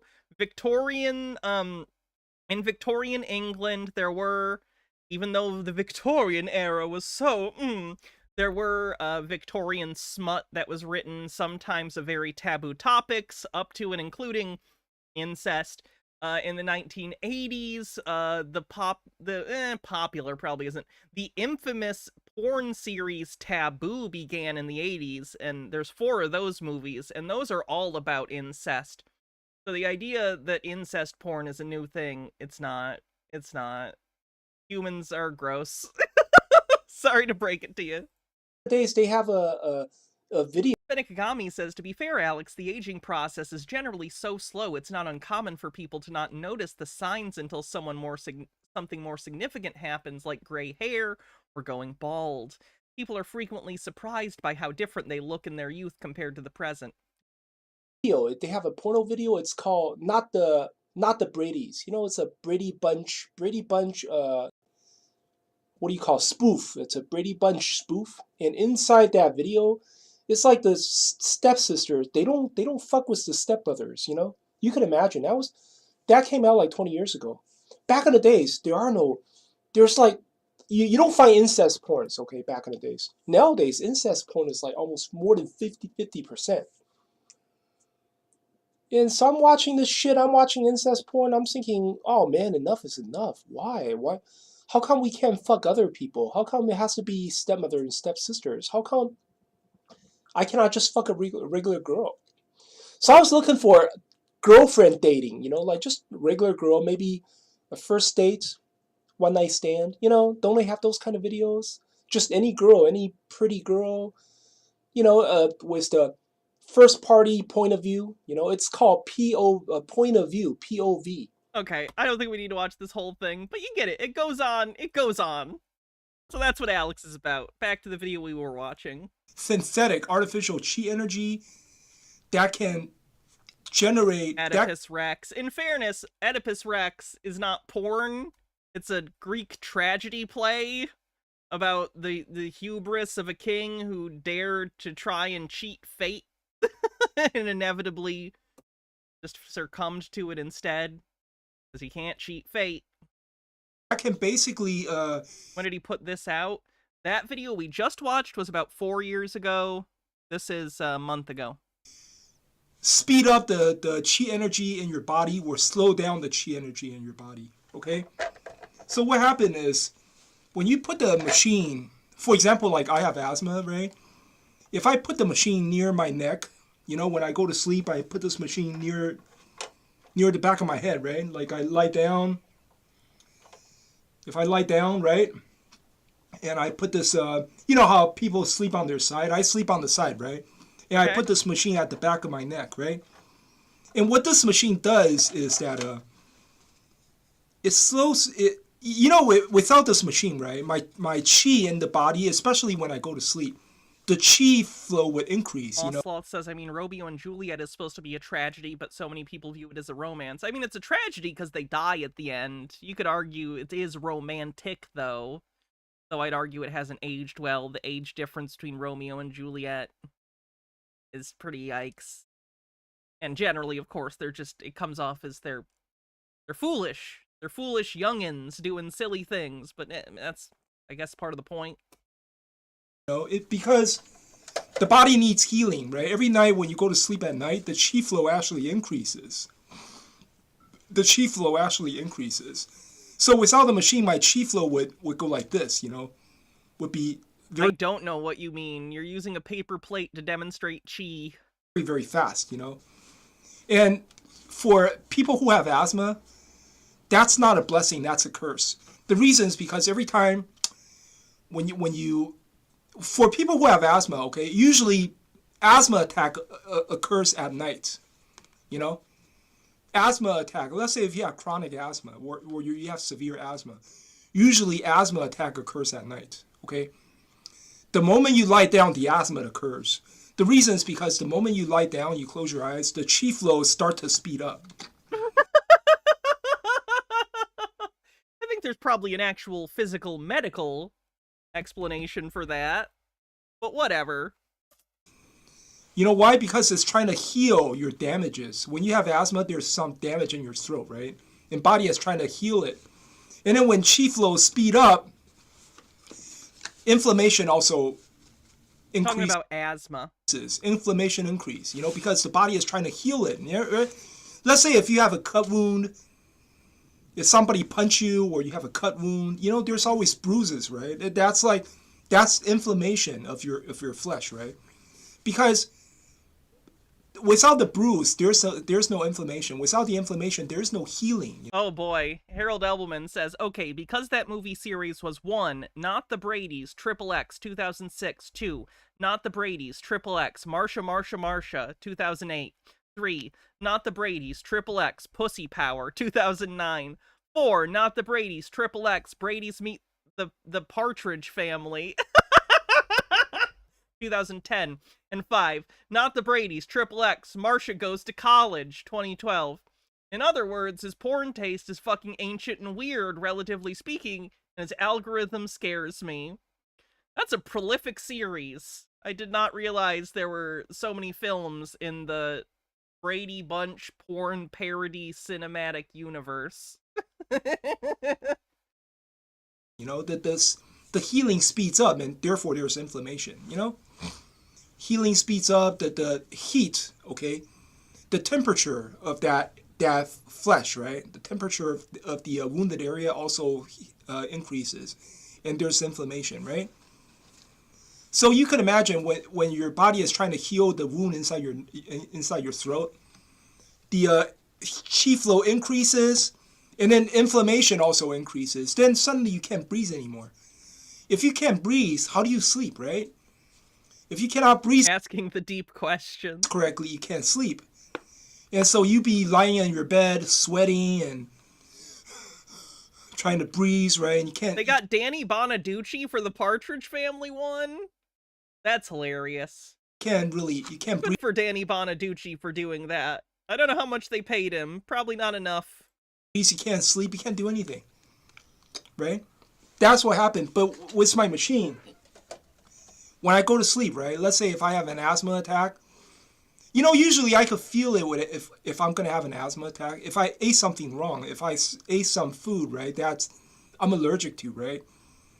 Then immediately, like after, right? Is that an asthma attack? That sounds like an allergic reaction. Right after I ate it, like maybe half an hour later, 1 hour later, I felt it, you know? I felt difficulties breathing. I knew, oh shit, I should not have ate this, but I ate it, right? And now, now I have me eating cheese without any dairy aid available. Oh fuck! Hannah mentions cheese on the bingo card. Difficulty breathing. Allergies trigger asthma. Thank you for letting me know. And usually I could feel it, right? And then Jay's a proxy says bingo, or were you trying to do the bingo command? Oh no, there it is. Cool beans. Let's see if you win. Hannah mentions cheese, forced sterilization, free space, recording in car, and mark of the beast. You did it, Jay's a proxy. Congratulations. You are indeed the bingo winner for today. I will write your name down, and whenever you would like, you can let me know if you would like that gift sub for yourself or someone else. So let me just write that down real quick.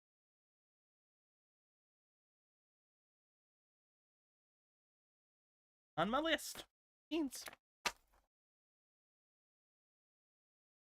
When I go to sleep, I can, immediately my asthma will kick in. So what I do is this. So that is our official bingo winner of today. We will play for fun, but that's the gift sub. So congrats, Jay's a proxy. I put this machine at the back of my head, right? When I go to sleep, I put this machine at the back of near the neck, right? Without the machine, my chi flow flows like this, you know? Chi flow would speed up and my inflammation would actually increase. But with the machine, when I put the machine near, you know, at the back of my neck, the chi flow actually decreases. The chi flow decreases because the machines, the capacitor in this machine, right? It also sends out its own chi flow, but its chi flow is a lot slower than humans' chi flow. You know, the chi flow from the machine is like. See, the chi flow from the machine is like this. Okay, I'm moving on. I'm sorry. Alex just isn't as fun since he isn't talking about incest. I have the stupidest job in the world. Okay, let's see what else we have. Hello, Chosen One. If you're watching this now and you feel that this message is for you, or that you're called to hear me out, I want you to know that the quickening is upon us, and we are now entering the everything all. Which movie had The Quickening as a subtitle? There was something, The Quickening. Children of the Corn? No. Which movie had the Highlander, The Quickening? Okay. There we go. Thank you. All at once zone. So probably you've seen the movie. That video was quite cheesy, funny. Everything, everywhere, all at once. And that's exactly what's happening to us now. You're gonna have to be more specific. I like that movie, but what do you mean everything everywhere all at once is happening right now? All of your parallel lives in your tribe of 12 from the Oversoul are coming crashing together. These parallel lives each have their own tribulations, their own struggles, and their own opportunities. Okay, I'll join this D&D game. That sounds interesting. What day are we meeting? And right now... Unironically, if someone was like, here's the hook. Everyone has 12 oversouls, and the oversouls are colliding. That's good shit. I like that as a world-building thing. That's so stupid. Yes. Like. Now, we are collectively, through the Oversoul, reaping the opportunities of all of these parallel lives all at once. And they're coming crashing into this reality. If you're one of us... Does anyone else get Peter vibes from this guy? Like a little bit innocent? You know what I'm talking about? For years, you may feel like you have underneath the normalcy drought of the soul. That nothing worked out for you, maybe your relationship wasn't what you wanted, or you aren't getting what you need in terms of finances, or you are in need of a new home. If this is the case, then everything leading up to this moment was a trial, and it was burning away all of the dross on your soul, and it was making you into the person that you need to become in order to receive the divine blessings that... Amber says, the quickening refers to the way immortals can steal each other's memories through killing each other in Highlander. Okay, I haven't seen Highlander. I know there can only be one, and that they kill each other to get power. I guess I didn't realize it gave them memories. Are your birthright. And this is the... Is that on Blu-ray yet? Yes. Highlander is on 4K. I own the 4K of Highlander. Stolen. I've not watched it yet. Inheritance. Hannah mentions Blu-rays. God, I suck. I'm so bad at being my own goddamn goalkeeper. That we've been talking about on all of our channels. On Astralatum, on Chosen Chronicles. Watch it? I will. Do you know how many movies I own? Many. On Obsidian. That was elicited. It's true, but I was successfully tricked. It's one thing if, like, they ask me a question. I don't know. Is that not part of the fun? Am I mean for not letting people trick me? Because that is kind of fun. I don't know. We already had a bingo win for today, so it doesn't really matter. I'll count it today. That you have a divine birthright. And those that opposed you were jealous of this birthright. And that's why they tried to suck it off of you. And actually, they never sucked it from you in the first place. You willingly gave it to them. Ooh, isn't that the ugly truth bomb? You willingly gave them your energy. Ooh, I just get the chills thinking about all the energy that I just handed over on a silver platter because I was born empathic. And people just take. They take. And again, I will repeat, am I crazy or are the Peter vibes like high? And it's not like this taking is not it's not like it's one-sided. It's not. Like you're complicit in the giving. And so now that you've grown wise to the world, you've seen through people to their... Might be the hand movements. For me, it's a little bit in the voice. It's almost like a childlike innocence combined with... No, a childlike innocence he is confusing for wisdom. The cadence doesn't hurt either, yeah. Rotten, shiny core, and you've decided to love them anyways and walk in the light of Christ. You know, that was really your true birthright, your true inheritance, your true reward, was to become the sort of person that in the face of adversity, you've decided that you're going to love humanity despite their flaws. And it's not as though you're gonna be just this dumb sheep. Those days are over. You've gone through enough of that. Okay, this time, we're about to receive what it is that's coming to us. And it's gonna happen all at once. That's the nature of the energy this year. We've got yeah, sheeple on the bingo card. the fire energy on duty for the next 20 years. Well, it's the second year now.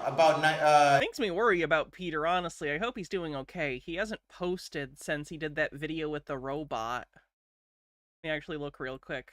He okay? Yeah, he hasn't posted since the robot video.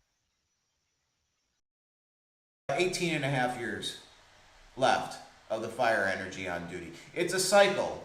It starts with the water in the winter and goes to the wood energy in the spring and moves on to the summer energy of fire. And oh wow, he's using like the classical Greek 4 elements like they're a real thing.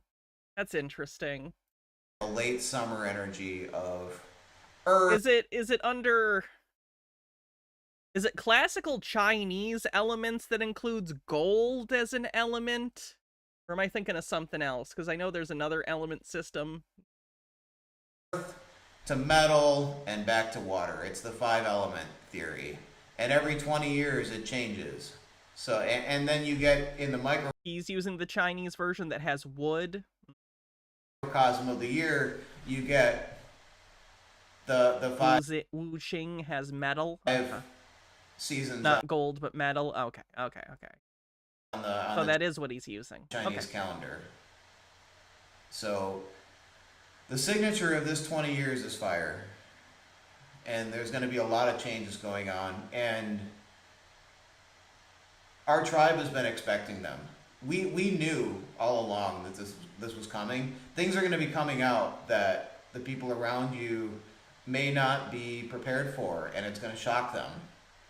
And it's our job to stand as pillars and to not panic, but realize that the Norse had more elements, dozens. That's interesting. Probably. It's so interesting to me, the models that people back in the day pre-science used to try and define their world. It's almost always incorrect, at least in the big picture, but it's always interesting. It belies what's important to that particular society. You know what I mean? I don't know. What's happening now, even if it looks negative on the surface, is actually a potential positive. So we're going to take a wait and see attitude about so many things that are coming out in this everything, everywhere, all at once zone. So in terms of finances, stuff's going to start working out for you. I'll tell you, in just the last few weeks, so many things have happened to me. I've parted. Okay, moving on from him too. Let's see what else we have. That.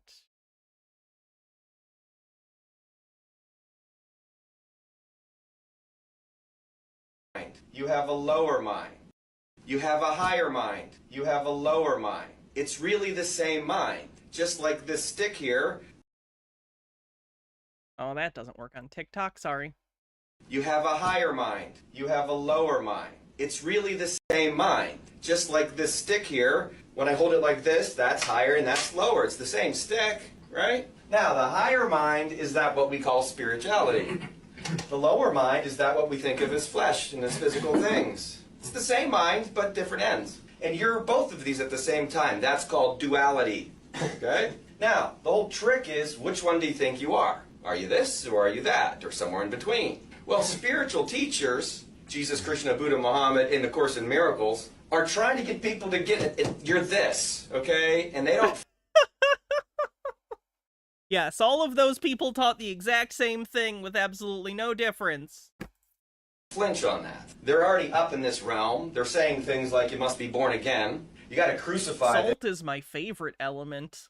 This and resurrect to become this, all that kind of stuff. And they're supremely focused on this, all of them. Now, we are mostly supremely focused on this, and it's really hard to break free from that, isn't it? That's why teachings like that are so powerful. Here's the secret to salvation. You're doing this to yourself. No matter what thing you're talking about, you're doing it to yourself. That's the observer effect. You're interacting with this matter somehow, and you're having an experience that's ultimately trying to teach you something. You're not this, you're that. So, very disturbing to me that a lot of conspiracy theorists literally have a cosmology that means that nothing is anyone's fault but your own. Like, oh, if you're terribly suffering, your higher self wanted that to teach you something. Like, it's so destructively evil.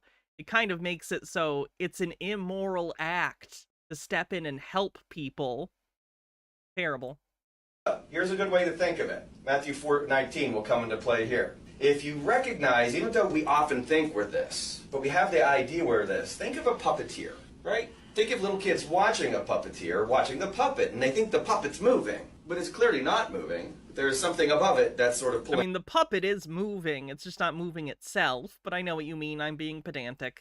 The strings, right? We are puppets in the flesh. The human ego is a puppet. The puppeteer is who you really are. That's the spiritual the self. The outie you wants the innie you to suffer. That's actually a good point, Baha. They never seem to even address the morality that by being a lower self, being controlled by a higher self that you have no connection to in memory, effectively makes you different beings altogether. So what's even the point? Actually interacting with the flesh self. That mind goes to sleep when we're born, or it just is off, if you will, and we have to somehow wake it back up again. Buddha means to wake up. So we have to somehow link these minds together. We spend most of our time in this mind when we're really this mind. Well, we're supposed to link them together, right? It's almost as if the puppet has to realize, wait a minute, I'm not doing any of this. Somebody's pulling my strings, right? Well, this is Matthew 4:19. My least favorite laugh is the laugh of agreement in the audience of a conspiracy presentation. Painful. Jesus tells the disciples, let's be fishers of men. Okay, well, isn't that interesting? Well, where's the man on this board? There he is. And what are fishermen doing? Trying to bait you in, right? Trying to reel you in. You are the higher self. The fisherman trying to pull the man up into this realm. That's being born again. Now the higher self is... Or maybe it was a metaphor because he was literally talking to two fishermen. He was literally like, hey, you know how you're literal fishermen that go out and catch fish? You know, the aquatic animal? Let's go, you're no longer fishers, I'll make you fishers of men. It was literally just a metaphor because they were, at the time he met them, they were at the fucking shore with their boat after they had caught some goddamn fish. It's not deeper than that.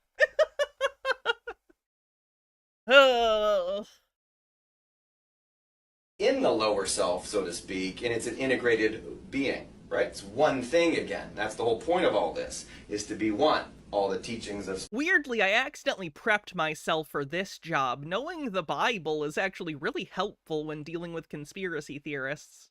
Spirituality, all about the oneness of things as well. We're not dual. We are one. We're this. But we're going to go fishing, and we're going to try to pull this guy up into this guy. So what's going on? We all have these experiences that, I like to think of it this way, it's useful. We are spoon-feeding ourselves experiences. Again, Course in Miracles would call it the curriculum. when you're ready for it, you get the next test. And guess who's giving it to you? You! Right? This is you going, all right, how can I get that dumb puppet to figure out that he's really me? Right? But then why would you be separate in the first place? What's the point? Like, if you think to yourself, I need to learn a lesson, so I'm gonna teach it to myself, you already know the lesson. Because you're the one constructing the lesson plan. So what's the point? It doesn't even make sense. It's almost like he's full of fucking shit. Walking around like this, like a zombie, and you're like, wait a minute, I'm getting signals from somewhere, and it's really this voice from above that's going, hello, I'm up here, and I'm trying to get your attention, okay? So, yeah, you're supposed to go through pain and suffering. This is the dark night of the soul, okay? When you go through, it's also wilderness. You know, you can go through difficult experiences, but if you can listen to that still, soft voice, right? If you can calm your mind, be still and know, all of a sudden you hear that, wait a minute, there's that voice again telling me, hello, I'm up here, right? Now, Krishna and the Gita... It's similar to that, Amber. ...has this incredible line. He says, the greatest Lord is the highest self within the self. And then he says, use both selves to pull this off, okay? Do not degrade this self, but use this self to learn who you really are, right? Because this is what you really are. And so this thing does go through a lot of difficult circumstances. And who's doing it? This thing, okay? Yes, you are. The secret to salvation is this. You're doing this to yourself. Now, that's a very, very empowering line. Doesn't mix with politics at all, okay? Not very well, at least. Very challenging to tell people, how are you doing this to yourself? Now, the experience that I've had, 17 years as a therapist, again, I just tell people... Okay, I'm gonna guess he's not a licensed therapist, and if he is, holy shit, he needs to lose his license. What the prophets are saying. I didn't make any of this stuff up. Okay? I'm just trying to explain why they said stuff like, blessed are the persecuted, in righteousness' sake, for theirs is the kingdom of heaven. You're persecuted down here, but you're pursuing righteousness, you get to experience the kingdom of heaven. Way easier than the rich man who has a hard time experiencing the kingdom of heaven, harder than a camel fitting through an eye of a needle, right? He didn't say impossible, though, just harder. Because the person that's well off down here isn't likely to be looking for this. Okay? That's all that means. You got it good, you're happy, you're not looking I would for... argue it is the Bible literally, Jesus says it's easier for a camel to go through the eye of a needle than for a rich man to see the kingdom of heaven. It's a pretty clear statement that, hey, fucko, it's basically impossible. Couldn't be that much clearer, to be honest. For the higher self, you're like really content with the lower self. Of course, Amber. So there's the teachings again. Great adversity ultimately begets the seeking of the higher self. Congratulations again. Now, as a therapist for 17 years, people don't come to me because their lives are awesome. They're coming because they're struggling with something, right? And they're specifically seeking something as a result. Congratulations. You know, that's always inside my head. I don't usually say it that much. But the idea is, okay, now your journey's, it's going, okay? You're looking for something. And ultimately, the only thing that's going to satisfy is recognizing that this is the highest self and that it's inside you and that you did this to yourself. People who experience that are empowered, right? Instead of always blaming other, they're saying, I don't care how difficult the circumstances. Again, that's the Course in Miracles. The Course in Miracles. That's a terrible worldview. I hate this toxic positive worldview that you can do anything. Your circumstances don't matter at all. They do matter. They matter more than almost anything else. I hate to break it to you. Kind of why systemic critique is important. Because often people are born into places within a system where they can't help themselves, or they don't have the resources to better themselves. Holy crap, fuck this guy. Miracles says no matter the form of attack. That means every and all circumstances, the person is doing this to themselves. Whoa, that's difficult to handle, right? Therapeutically, when I work with it one-on-one, and you don't bring up all these other experiences that other people have had, there's the problem. What were Buddha's last words? Strive for your own liberation with diligence. As soon as I start bringing up, well, why did that person have to go through that? Or what about 9/11? And did they do that to themselves? And what about 9/11 out of nowhere on the bingo card. Slavery in the Holocaust. This guy a pastor or something? He claims he's a therapist. I'm hoping unlicensed, because if this guy has a license, that's an embarrassment to whoever gave him a license. And all that. I'm not striving for my own liberation. I'm striving for theirs. But if I go, okay, why am I going through what I'm going through? And I ask you that about yourself. Why are you going through what you go through? And you own it, and you empower yourself with it, you're going to find the higher self quick. Jesus. Benekagami says, but he needs to believe it's possible for rich people to get to heaven because otherwise it would mean all Christians should rise up against the rich because the rich must be evil. Oh, that would be terrible. Can you imagine? Christians actually doing a good thing with their belief. What else?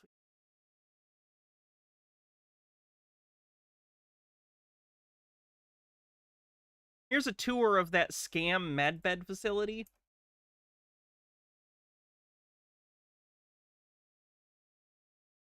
Oh, did they use Windows Movie Maker? That's classy.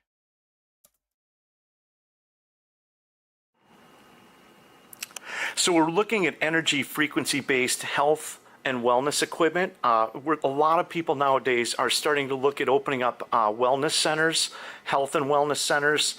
And these are some of the core technologies that you're going to want in there. A lot easier than becoming a doctor because, you know, that requires a license and schooling. This way you just get to take people's money and claim you're helping them. Much easier. One of our showrooms, one of our demo showrooms. And I'm just going to walk through it now. Those are massage chairs. Are you going to pretend that the massage chairs are a medical device? Like, I'm sure it could help your back or whatever, but like... medical equipment? Goal with these wellness centers, obviously, is just to get them opened up. You're always going to start with different range of budgets. So whatever it is you can afford, obviously, you'll make the best of it. But the goal ultimately is to get as many layers of technology in as possible.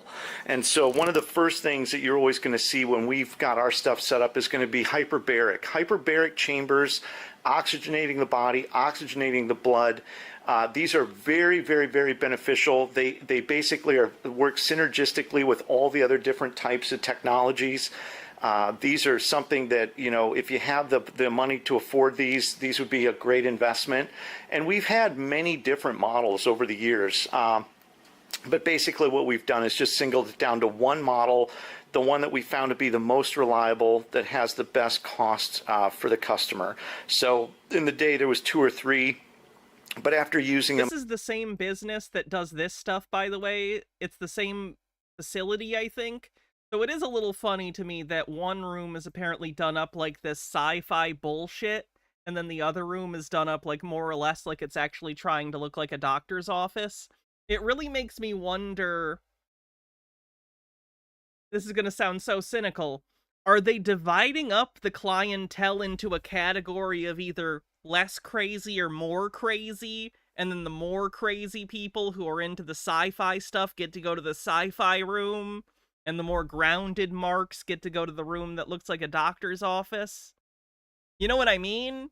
Because if you're a little more grounded, you don't want to take them to the sci-fi room. They'll immediately go like, this is a scam. And if they're into sci-fi stuff, you don't want to take them to this room because they'll go, this doesn't look like sci-fi. What is this crap? You know what I mean? You kind of got to fit the experience to the particular scam mark. After taking them through, and we thought it was a digital background. No, that's actually the walls. They actually put like these screen prints on the walls like wallpaper. Yeah, it's just tacky. It's just actually that tacky. We use these constantly. So here in the showroom, these are always being used. And after years of basically demoing the equipment, we've come out that this is going to be the best one for the customer, give the most value, be the most reliable. The massage chairs cannot be overestimated. Isaac Inanimate says, a kid died recently when one of those things exploded. His mother had severe burns on both arms from the rescue attempt. Yep, as it turns out, highly oxygenated environments are very flammable. And when you have untrained people scamming others, you know, safety isn't the highest concern. Or underestimated. These are very, very, very... Yeah, they were trying to, quote, cure his autism. Yeah, so it was another one of these scam center bullshit places. Important if you're going to have a... So yeah, people like this killed a kid. Good job, dipshits. spa, if you're going to have a wellness center. And the reason being is that you want people to be relaxed. You want to get the tension out of their body.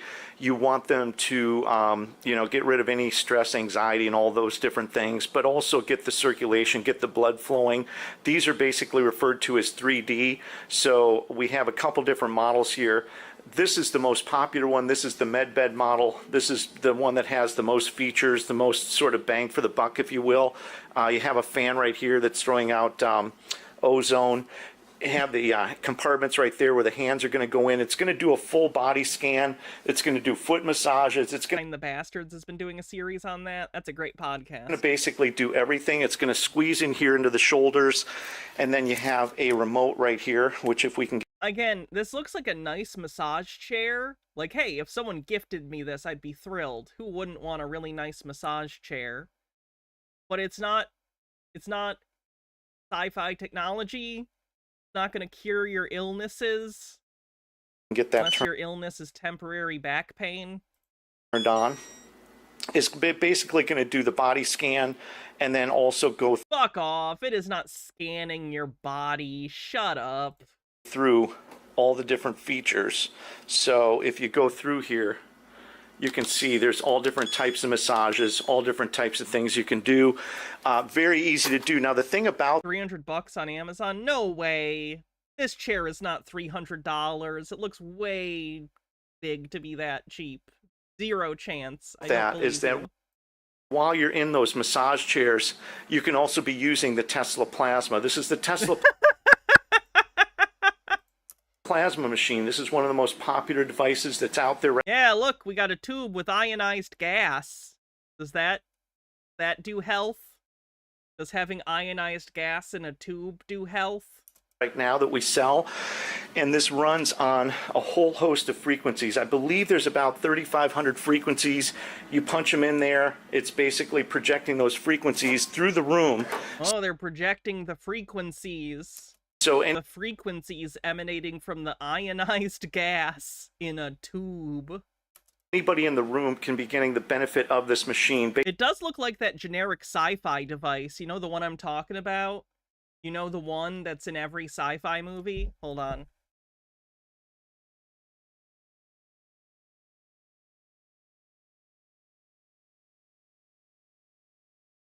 Yeah, this thing. This is gonna drive you... I'll go back to the 60s. This is gonna drive you crazy, by the way, once you start seeing this. This prop that's like a neon tube, basically, with like things on it. This is in like every sci-fi movie. I'm being hyperbolic, of course, but it's in like a fuck ton of sci-fi movies. I think it must have just been in the general prop department, or it was perhaps rentable, because you rent props a lot of the times from prop houses. So it's possible it's just like from one of those prop houses, and it was one thing that people always took, but it's in like so many movies. Oh, here it is in the Incredible Hulk, the Trial of the Incredible Hulk with Thor. Oh no, sorry, that's not the Trial of the Incredible Hulk. That's the a different Incredible Hulk movie. Here it is in The Flash. They actually want to show it. There it is in The Flash, the 90s TV show. It was in Star Trek a few times. Here it is in TNG's first season. Here it is in a later season. Here it is again in a later season. Here it is on Voyager. That's Voyager as well. This, I don't recognize. Is it something based on Time Bandits? Did they do a Time Bandits TV show on the BBC or something? That's not the movie, but it kind of looks like Time Bandits. Anyway, you get it. It's all over the goddamn place.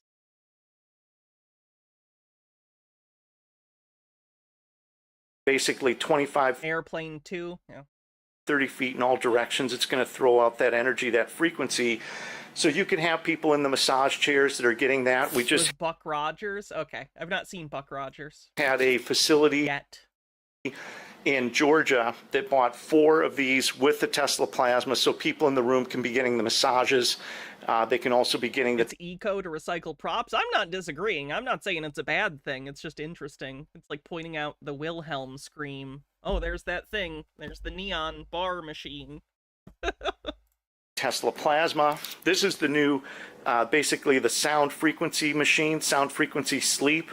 It's sending frequency through the entire cover right here, and you can connect this also to the electrical section here, to the box, and run frequencies through it. That's a different section. Wow, you can run frequencies on this lawn chair. This is literally an outdoor, like, porch or lawn chair.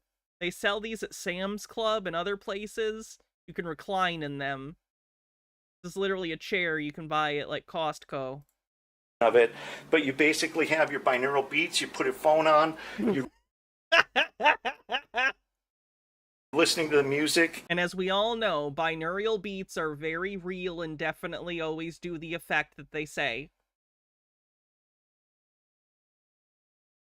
And then you have the frequency basically running through a set of speakers which are behind here, if you can hear those, but you're also grounded, so you're getting that technology. One of my favorite technologies of all time, the Tesla Lakhovsky multi-wave oscillators, a large set, a small set. These are phenomenal. Another station that you can have set up, so you have a station here. The shaker machine, really good for programming the neurotransmitters, helping. Oh my god. Is that... It's got the belt on it. That's literally like one of those old-timey machines that just shakes you. You know, in the 1950s, I forget what they're called, there's like a belt on them, and it vibrates, and it doesn't really do anything, but they claimed it did in like the 40s and 50s. That's hilarious. Helping people with stroke. To be fair, there might be some sort of like actual purpose for that in like physical therapy or something. I don't know, but it's not a general exercise machine. Folks get their coordination back, helping people that have all different types of ailments get coordination back. And this thing is just a beast. I mean, quite honestly, it'll work you out. One 10-minute session is equal to an hour of running, and there's a lot of ways you can work this. So building up some general strength and working on different ways to build up your strength, your coordination. This is also good because obviously retaining muscle and building muscle and stimulating muscle is always going to be important. And then you get to some of the other items. Having these beds set up like this, we've got multiple rooms, but basically a bed set up where somebody can come in, lay down, use either the Tesla plasma or the Tesla healing coils, or they can... I think we determined that the pads are wireless charging docks, and these wands are like hair... they're basically like hair dryer wands with the attachment taken off the end that, you know, the hair like goes up in. Could use one of the terahertz wands. Again, yeah, these appear to be hair devices, the plastic and everything on them. I don't know how many of you own salon type hair dryers or curlers or anything. The plastic on them and like the shiny parts, exactly the style of like hair devices. So funny. I feel like this is to trick men primarily. I think a lot of women would look at that and be like, that looks like a hair straightener, just with the end taken off. I think this is to trick men. You know, having these types of stations, and you've got not just the bed, you've actually got the mattress, which is a biohacking mattress. You've got a biohacking mattress. That means something.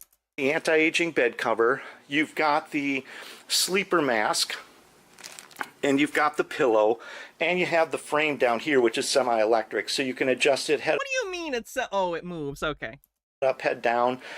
You have all those. I thought he was gonna say it like electrifies your body. Those different features to make people really comfortable. So if you're looking at setting up a wellness center, the goal is to have as many stations, as much technology. You want to have people using this, then you're going to move them from here to the oscillator, then you move them from there to the sound machine, then they go and use the plasma. Make them think they're getting bang for their buck when in reality it's a scam. And they sit in the massage chairs, probably massage chairs first actually, but you get the idea. And then basically Boxers, thanks for 15 months with Prime. Go in, use hyperbaric, and so they're able to get access to multiple technologies. All these technologies have different benefits. They all do something a little different, but they all work synergistically together. So if you're opening a wellness center, if you're... Do I have to like sleep in one of those beds? I assume this is just a sales room where they're going to try and sell you the bed. Looking at opening a wellness center, if you're looking to add equipment to your existing facility, a lot of massage therapists, a lot of Reiki people, all different types, chiropractic. Oh yeah, it is for sale because on the leftmost bed they have the information for the sizes of the beds that you see at mattress stores. That's funny. These are all people that are basically adopting the technology, bringing it into their practice. So for more information, contact us, usamedbed.com. Like I said, we do this a lot. This is becoming very popular. I want to do a walkthrough to give you a visual on how you can set it up, the technologies, and then figure out what's going to work best for your location. But for more information, give us a call, 858-652-1259, and or visit our website for more information. Thanks for watching our video. Subscribe, share, and we'll see you on the next one.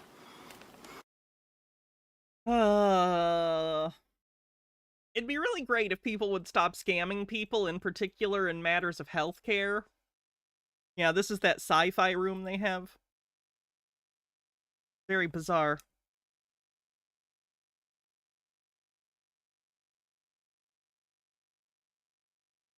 All right, we are live here with Riley today. Hi.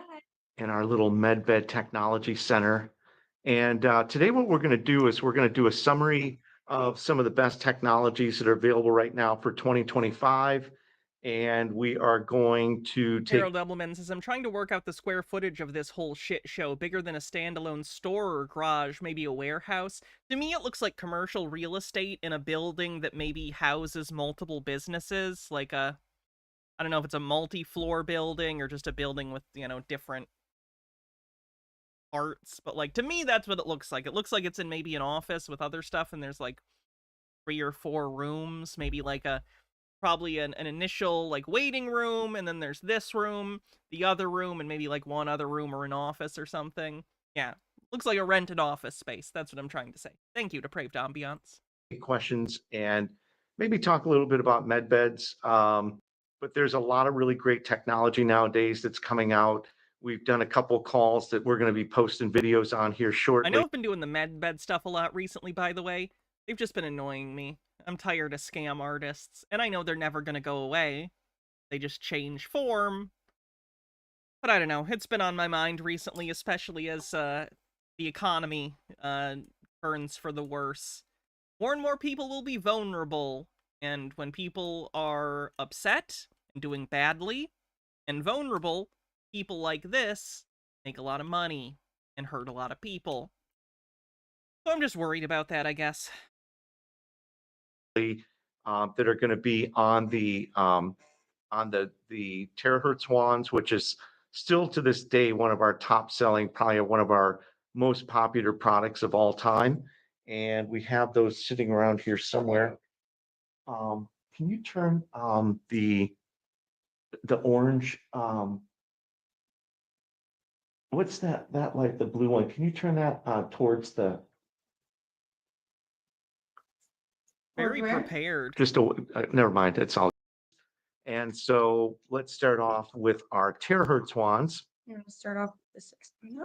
The 6.0. This is a 6.0. And basically the terahertz wands come in various different sizes. So the 6.0 that Riley's showing you is our entry level. That's our starter wand, or probably, you know, our hey, Mr. Blast. you know, our least expensive one. And then right next to that is right after that would come the 7.0, which it's about yeah. It's about 20-25% bigger than the 6.0. And this was my first love. Size matters. And do you want to just hold them next to each other? They can kind of get an idea of the difference in size. So we have this one. The bottom one gets the cuck chair. So basically the price difference is just over $100. There's not a big price, but the size of the motors, the size of the unit itself is larger, and they all do the same thing.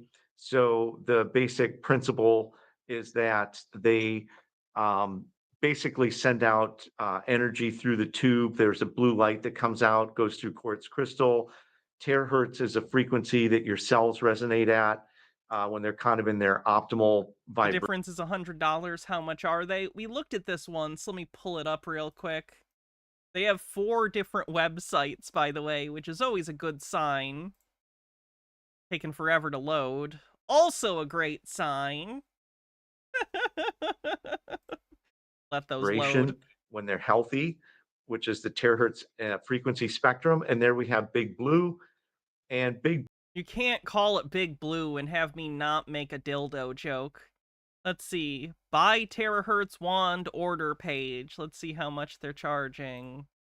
Oh my god, these websites are designed like it's 1997. Please stop. All right, where's the shop page?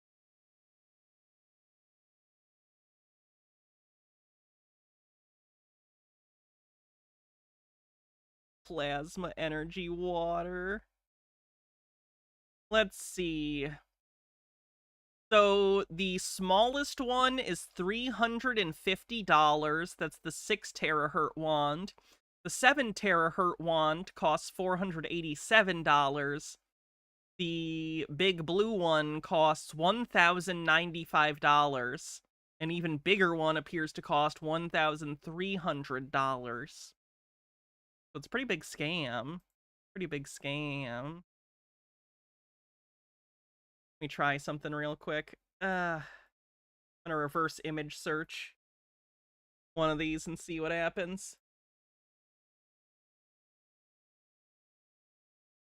See if I can find the actual thing. Yep, there it is. Here it is on Walmart.com. He's selling it for $350. Jesus. Oh, it's out of stock, though. Let me see if I can find it elsewhere. You fuckers. You fuckers! There it is. You dick. You douche. You absolute scum of the earth. Motherfuckers are selling this goddamn wand, which costs $80 for $350. Eat my entire fat fucking ass, you losers. These monsters. Oh, that's a shame. Anyway. Blue is the most powerful. It's already a scam from Walmart? Yeah. Hertz wand that we provide. That particular unit right there is what we would say commercial grade. So what that basically means is that it's just throwing off so much more energy. We actually have a lot of doctors, chiropractors, massage therapists, and even people for home use that use that a lot. And it's exponential. You can see it's just a much bigger product. And if you show the ends of it also where the motors are, you can see that the size of the motors is just so much larger. Way larger. Absolutely. And so basically it just means that it requires less time of use. But they all do the same thing. They all, have Consumer protection? Is this a scam? Consumer protection, that's woke? Don't you know that having airplanes not crash and having measles not be a thing is fucking woke? Excuse me, sweaty. Don't you understand that we're in the new golden age? Have the same principal qualities to them. Their God-given right to scam anyone they want. And yesterday's call, which we haven't posted yet, was with a lady. She's a nurse down in Florida, and her son was in an accident and had a really serious mouth injury in a bike accident. And the dentist or whoever the people were that had seen him said that more than likely he was going to lose his teeth. It was going to be a big problem. And she got the wand and started using it. And now it's a year later. He didn't lose any of his teeth. His gums are in perfect condition. Everything basically has been completely regenerated. And she was super happy, of course, and he's super happy. Nobody wants to lose their front teeth. That's going to be more dental work and expensive. Yeah, and it's just, you know, for your... So instead, give us less money, and it'll do nothing, but it'll give you peace of mind. Alright. That's it for today. How did we have an extra hour, and I still didn't get through even half of the stuff I pulled? That's so funny. Anyway, let's see who we're gonna rate on Twitch. Thank you, everyone, for hanging out. I really appreciate it. Love hanging out with you guys. I will be back tomorrow. Not exactly sure what we'll be doing yet. I do know there's a conspiracy documentary I've been wanting to watch, so maybe we'll do that. Okay, who is live? PC Archives is live. That sounds good. But we will not find out here. Alrighty. I hope everyone has a wonderful evening. I'm gonna go have some leftover pizza. I do have to work in the morning, but I don't work all day, so I'll be able to stream. I'll see you then. Have a great night, everyone. Adios. Don't fall for scams. Better than that, I hope.